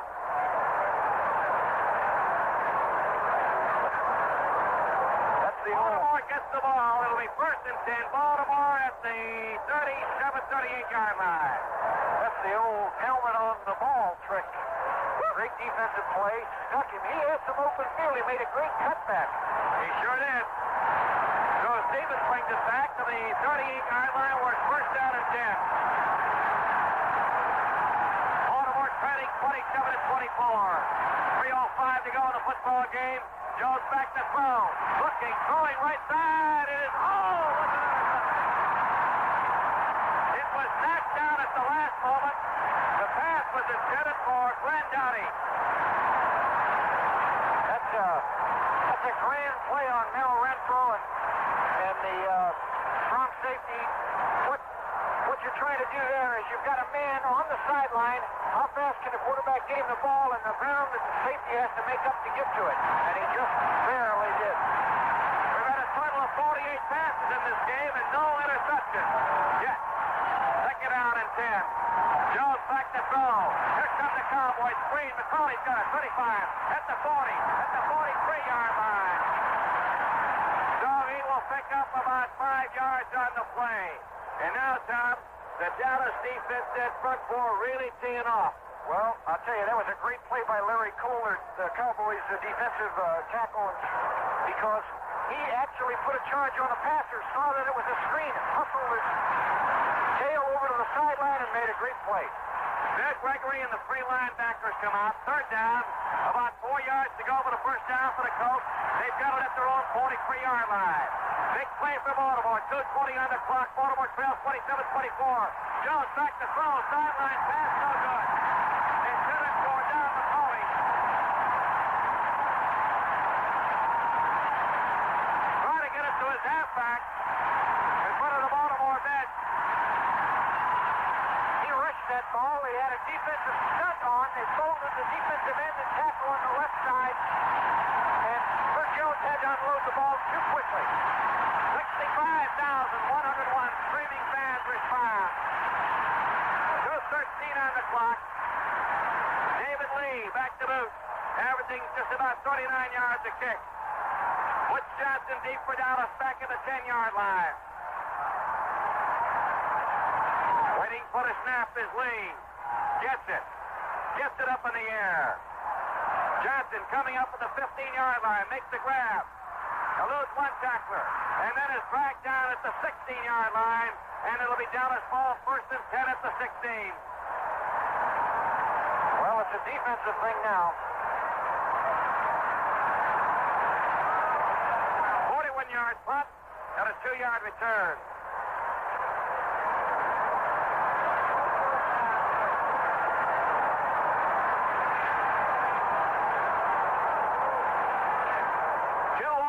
Showing on the clock.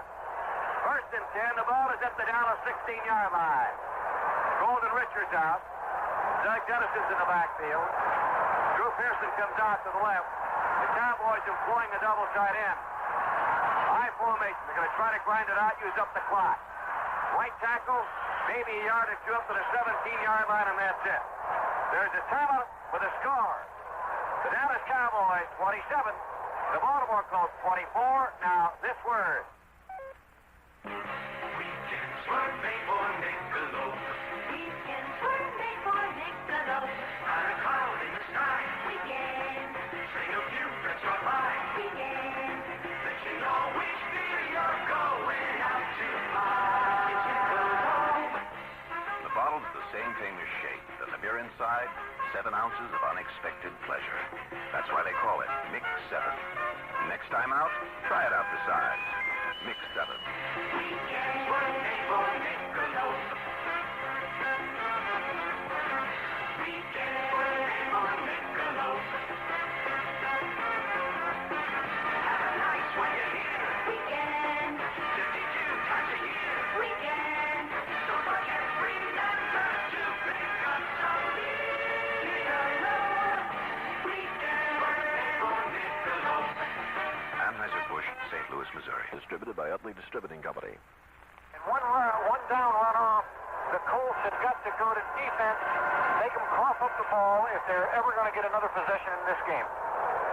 3-point lead for the Cowboys, 27-24. Roger Staubach has Robert Newhouse in the eye. They shift out of the eye. Newhouse and Dennison split back. In motion to the near side is Drew Pearson. Staubach turns around, gives it to Newhouse. The Newhouse charges forward, gets the ball up to about the 19-yard line. And the Colts call a timeout to stop the clock. 1:53 showing here at Texas Stadium.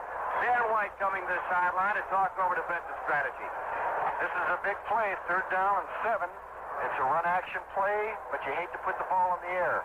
It's a long 7 yards when you try to run the football, yet you don't want to give up possession. It's a big first down if they can make it, and conversely, a very big one if they don't make it. 27-24. Dallas out in front.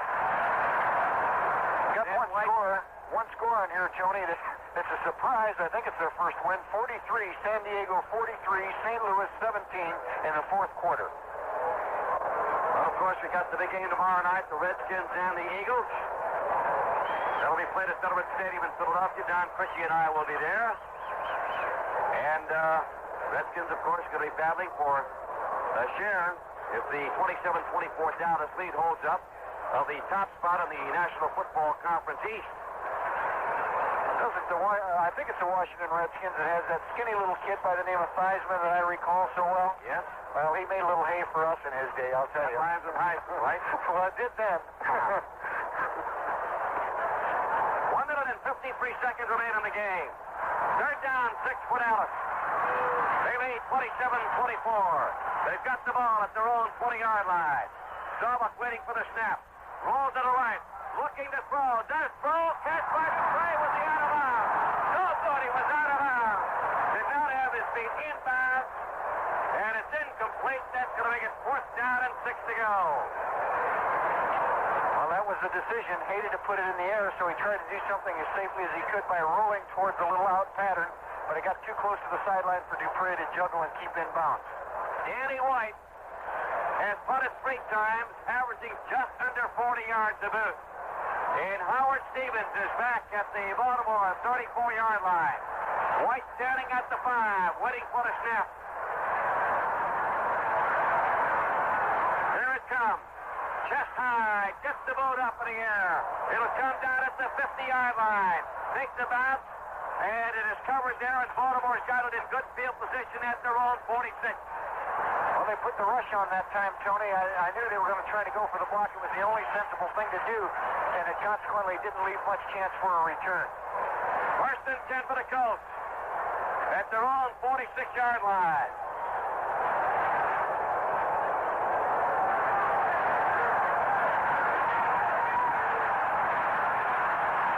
A big series of downs coming up with 1 minute, 38 seconds on the clock, and they're trailing by 3 points. The Colts are going for a drive. Johnny goes wide to the left. Out to the right. We've got Carr back to throw is Jones. Jones up over the middle, pass is incomplete. It was knocked down by linebacker Randy White. 6'4", 240 pounds, two-year man out of Maryland.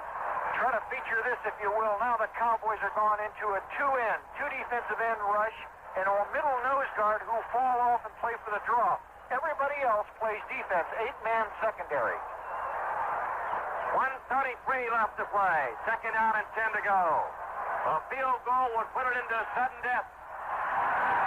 And our producer, Pat McGurk, has a plane to catch. Jones back to fire. Looking, throws that ball. Incomplete. Penalty marker on the play. Pass was intended for Slidell Mitchell. He was hit by Randy White and another linebacker. That happened to be Tommy Henderson. It's met with a little displeasure here, the decision, but I think it was a really good call because contact obviously was made before the ball reached him. 65,101 capacity crowd, Texas Stadium, and nobody is leaving this one. First down for Baltimore at the 50-yard line. They've got a minute and 27 seconds. They trail 27-24. First and 10 at midfield stripe. Colts come out of the huddle. Jones sends Dowdy out to the left. Roger Carr to the right. The backs are Lionel Mitchell and Don McCauley. Jones looking to throw. Fires over the middle. Caught at the 30-yard line and knocked down is Glenn Dowdy. Dowdy is hit almost immediately. The tackle by Mel Renfro. And now the Colts are moving within field goal range. Seconds ticking away. Clock stops after the first down, a minute 12 to go. And they change footballs now. And they're already 1:12 left. The clock will start. Here's the snap. Back to Jones. Looking. Throws. Caught by McCauley down to the 20-yard line. And he may have it up for the first down. John McCauley made the grab. Letter high. Hit immediately, and it's going to be very close to a first down. And Baltimore's going to call for a timeout. You know, the poise. 1:03 left to play in the game. The poise of that young man is fabulous because with a two-man rush and everybody falling off in pass defense, he elected to go a little bit deeper in that interim zone between linebackers and deep safety men, and it had to be a perfectly thrown pass, and it certainly was. All right, what do you do here, Tom Pagna? 63 seconds left. Cowboys 27. Colts 24. It'll be second down, about a yard to go. Actually less than that for the first down. The ball is at the 21-yard line of the Dallas Cowboys. Well, I think, Tony, without a doubt, they've got a shot at about 2, possibly 3 straight plays. Good plays, if they could, without ever endangering losing the ball. If those things don't work, then they can go for the field goal, obviously, to throw it into the overtime and go that way. But now is not the time for a dangerous play. Tell me, whatever happened to the quick count quarterback sneak? Well, it happened about the third quarter, I think, when Bert Jones took it in, but they're a little far out for that right now. But it'll get you the first down. It also will stop the clock momentarily after the first down. That's true. That's very true. And you got the first down in 10, and then you've got a couple of plays to maneuver with. That's very true, Tony. That's good thinking. I'll tell you right now, I think the timeouts are going to play a very important role in this. If we see a pattern, it'll probably be an outside individual single pattern. Cowboys have 3 left. The Colts have 1 timeout left. 1:03 to go on the clock. Turn around, give Lydell first down 20, down to the 15 to 14-yard line. So Mitchell gets the first down as he hammers the right side. And the clock is running. 50 seconds left to play. Colts don't want to use that last timeout. Chester wide to the right. Pass up intended for McCauley. Had it, dropped it. He didn't turn around soon enough. Now McCauley McCauley was wide open, coming out of the backfield, didn't turn around, shoot it off. The ball went off his hands at the 10. They had him spread all over the field and just zeroed in on McCauley coming down the middle, and it was a little bobble ball. It's a wet ball in a wet field out there. We're going to pause briefly for station identification. This is Mutual, the News and Sports Radio Network. This is your station for Sports Radio 86, WSO in Henderson, 1 minute before 6. Out and 10 for Baltimore. They've got the ball at the 15-yard line of Dallas. Dallas leads 27-24. 42 seconds left. Jones back to throw. Throws. Incomplete again. As McCauley dives for the ball at the 10-yard line. Well, that does stop the clock for them. That's not as great a disadvantage as it might have been. It now becomes 3rd down and 10 to go. The clock stops. 38 seconds remaining. Do you run it up the middle? I'm not asking you to coach this one. Well, I'll tell you what. I think he's going to put it in the air. I think he's going to throw the ball. Out to the left goes Roger Carr. Dowdy is out to the right. McCauley and Mitchell in the backfield. Jones gets the snap. Takes the handoff. Rolls to the right. At the 20. The 15. The 10. Out of bounds at the 7. And up. It'll be a couple of yards short of a first down. Does Jones get up? He slid along the water, and he is up on his feet. And we've got 4th down, and here's what it falls down to. An 8-yard scamper on a run to the right. 4th down and 2 to go for Baltimore. He really did the only thing he could do there by keeping the ball. All his receivers were covered, and he just turned the corner, got outside of their contain, had to keep the ball and get all he could get. Linhart will try for the field goal. It'll come from the 15-yard line. It will be a 25-yard boot, and the Cowboys call a timeout. You know, Tony, there's something very critical at this stage. They have less than 5 yards to go for the first down. If you line up in a field goal position and the other team is drawn offside, it's an automatic first down. So they really can't put a tough rush on by Dallas, or at least if they do, they've got to be right with the ball. One penalty infraction here could change the complexion of the entire situation at the end of the game. All right. Tom, the stat sheet says Linhart, 1 for 1, 20 to 29 yards out. 2 for 2, 30 to 39 yards out. 0 for 1, 40 to 49 yards out. So he has made 3 out of 4 so far this year. Well, the odds are with him, and he's got a good angle. All right, Linhart with Bill Swope to hold. The ball will be spotted down at the 15. It'll be a 25-yard kick. 31 seconds left. Snap, kick, off it is. Good, and the Colts have tied it up. The Baltimore Colts have tied it up.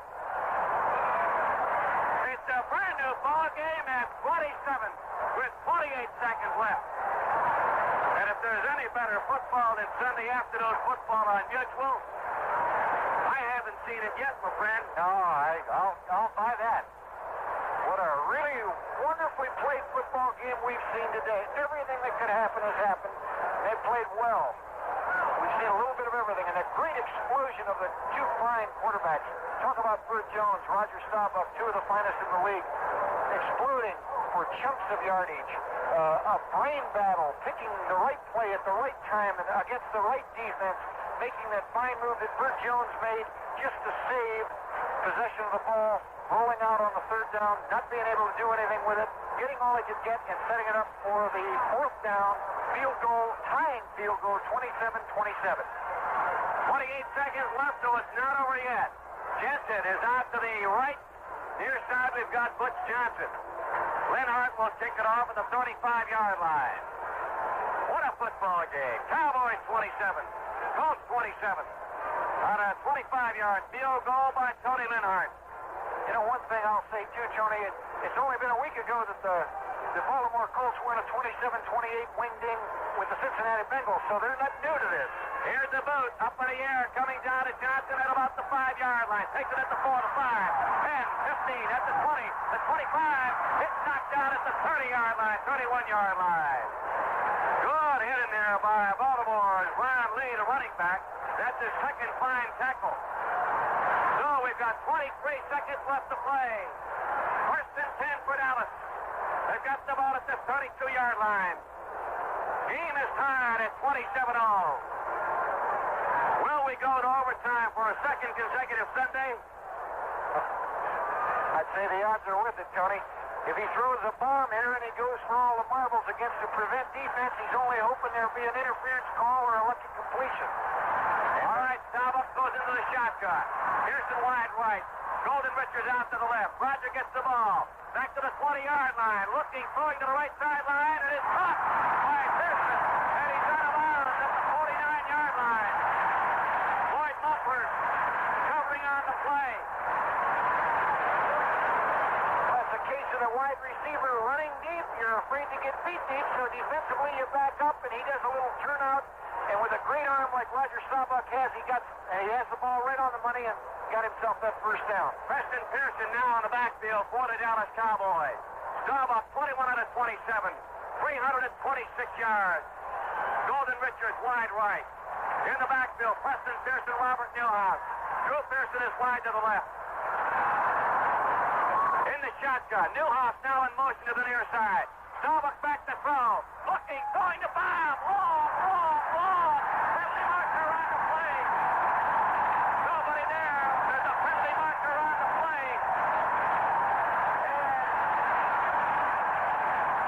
And it's going to be against Coach. Laird is there. Talking it over. It goes like, check that, Bruce Laird and Darrell Luce. But it's going to be against the Baltimore Colts. When Newhouse went in motion to the left, that made trips. Three receivers to the left. Staubach gave it a look, then went back to his wide receiver to the right, who did a post maneuver. When he did the post, there was a collision, and it was called defensive interference. So it's first and 10 Cowboys at the Baltimore 32-yard line. 12 seconds showing on the clock. Long huddle by the Cowboys. Staubach stands. Golden Richards out right. Drew Pearson wide to the left. Now we've got it outside, and I believe it's going to be against Billy Joe Dupree. It'll be against the Dallas Cowboys. Illegal procedure against Dallas, and that'll cost them 5 big yards. That brings it up back to the 37-yard line of Baltimore. That's 5 big yards when you talk about field goal range. Amen. 12 seconds left. Cowboys 27, Colts 27. First down and 15 to go. Dallas in possession at the Baltimore 37-yard line. No doubt our outstanding offensive player is going to be Roger Staubach. Out to the left, we've got Pearson. Out to the right is Golden Richards. Now we got a 5-yard wrap. This one is going to be against the Baltimore Colts. It's that little free shift that gets him. And it was Ron Fernandez, a 6'4", 239-pound two-year man from Eastern Michigan, who moved across the line of scrimmage, and that brings us down to the 32. Offside Baltimore. John, they're really milking this one. 12 seconds, the longest 12 to the last seconds. Cowboys out of the huddle. Staubach reaching under center. Wait for the snap. Gets it. Drops back to the 40. Looking. Throwing to the sideline. It is caught by Pearson. What a great pass. Drew Pearson out of bounds at the 14-yard line of Baltimore. It was a marvelous throw. I really thought that he threw the ball away on purpose just to kill the clock. Drew Pearson came out of nowhere for the reception. Drew Pearson makes the catch. Now we're going to have Efren Herrera, who hasn't missed a field goal all year, try for one. 6 seconds left. The game tied at 27. The ball to be put down at the 22, a 32-yard boost. Waiting for the snap is Danny White. Checking, they get Waters. Spotted down, kick is up, it is done! And Fred Herrera has just kicked a 32-yard field goal. Great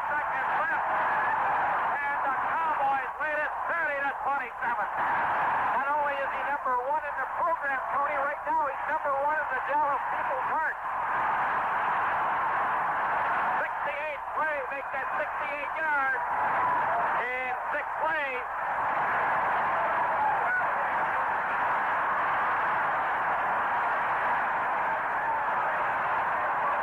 Roger Staubach just pinpointed a couple of beautiful, beautiful passes. 30-27 Cowboys. With 3 seconds running on the clock, it's got to be a run back all the way. They really milked that clock. 68 yards in 20 seconds. He did a marvelous job of hitting that last pass pattern to put him in field goal range. I really thought he was trying to unload the ball, but Drew Pearson cornered the field, came all the way from right side to the left side, and Staubach and he connected. All right, the run up and the boat. Howard Stevens back at about the 4-yard line. Bounces around, comes to the near side, picked up on a short out of the 23 at the 30-yard line. Looks like might be Ron Lee. He's back down at the 33, and the football game is over. And the Dallas Cowboys have won a great game here this afternoon, coming from behind to win 30-27. We'll present the wrap-up of today's game right after this message from Midland. That's CW McCall.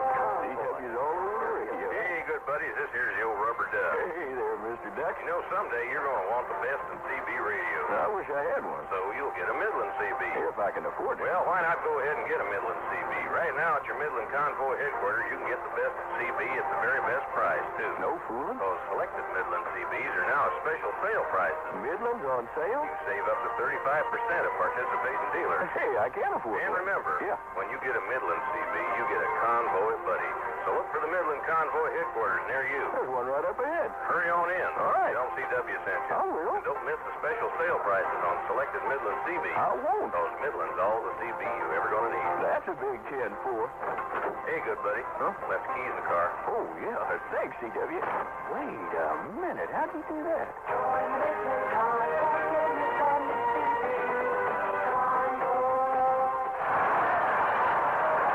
Well, the Dallas Cowboys win a biggie here this afternoon. That means they're right on top 3-0 now.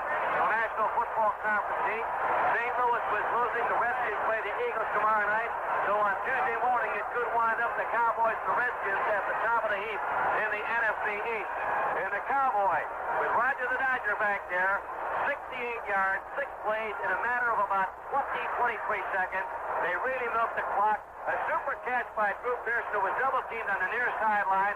Caught the ball, managed to hold out, went out of bounds at the 14-yard line. The field goal, a 32-yarder by Efren Herrera, is yet to miss. And a great victory for the Dallas Cowboys and a heartbreaker for the Baltimore Colts.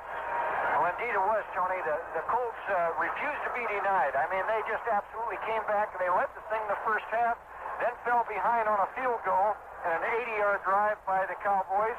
And that brought the score to 27-24. The Colts came back with a field goal attempt and tied it at 27-27. It looked to me, and I think to you, that we were going to go into an overtime game. But then that startling, and I mean startling, pinpoint passing out of that spread formation with the possibility of 5 receivers, the well-devised plan of Tom Landry and his offensive staff, got him back into the ball game, got him into field goal range, where Efren Herrera, number 1, kicked the field goal that won the ball game. If there was any one play I thought to change the game, it was the poor judgment on Howard Stevens' part, trying to catch that ball in a crowd over there, and the fumble, the subsequent recovery by Dallas, because the Colts had control of the game at that time. Dallas recovered that fumble and went on to score the next 3 times they got their hands on the football. That's exactly right. It was one of those kicks that probably he could have easily walked away from because it was coming down at a bad angle. The field was wet. We were under a heavy downpour, and the momentum definitely did change after that, and it became more and more a Cowboy football game. And fumble recoveries were so important because Dallas fumbled 3 times in the first half. Baltimore recovered all 3 and scored on 2 of those, and then the Stevens thing, of course, turned it around. Our offensive player of the day, absolutely no doubt about it, Roger Staubach. He was fantastic. And our defensive player, they tell us it's going to be Joe Ehrman, the Baltimore tackle.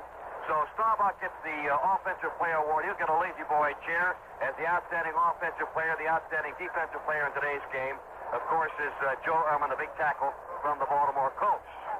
We'll continue our wrap-up right after this word. Today's episode is brought to you by thisdayintheNFL.com. Celebrating football's greatest moments, one day at a time. Listen to classic broadcasts, explore historic games, and keep the legacy of the NFL alive at thisdayintheNFL.com.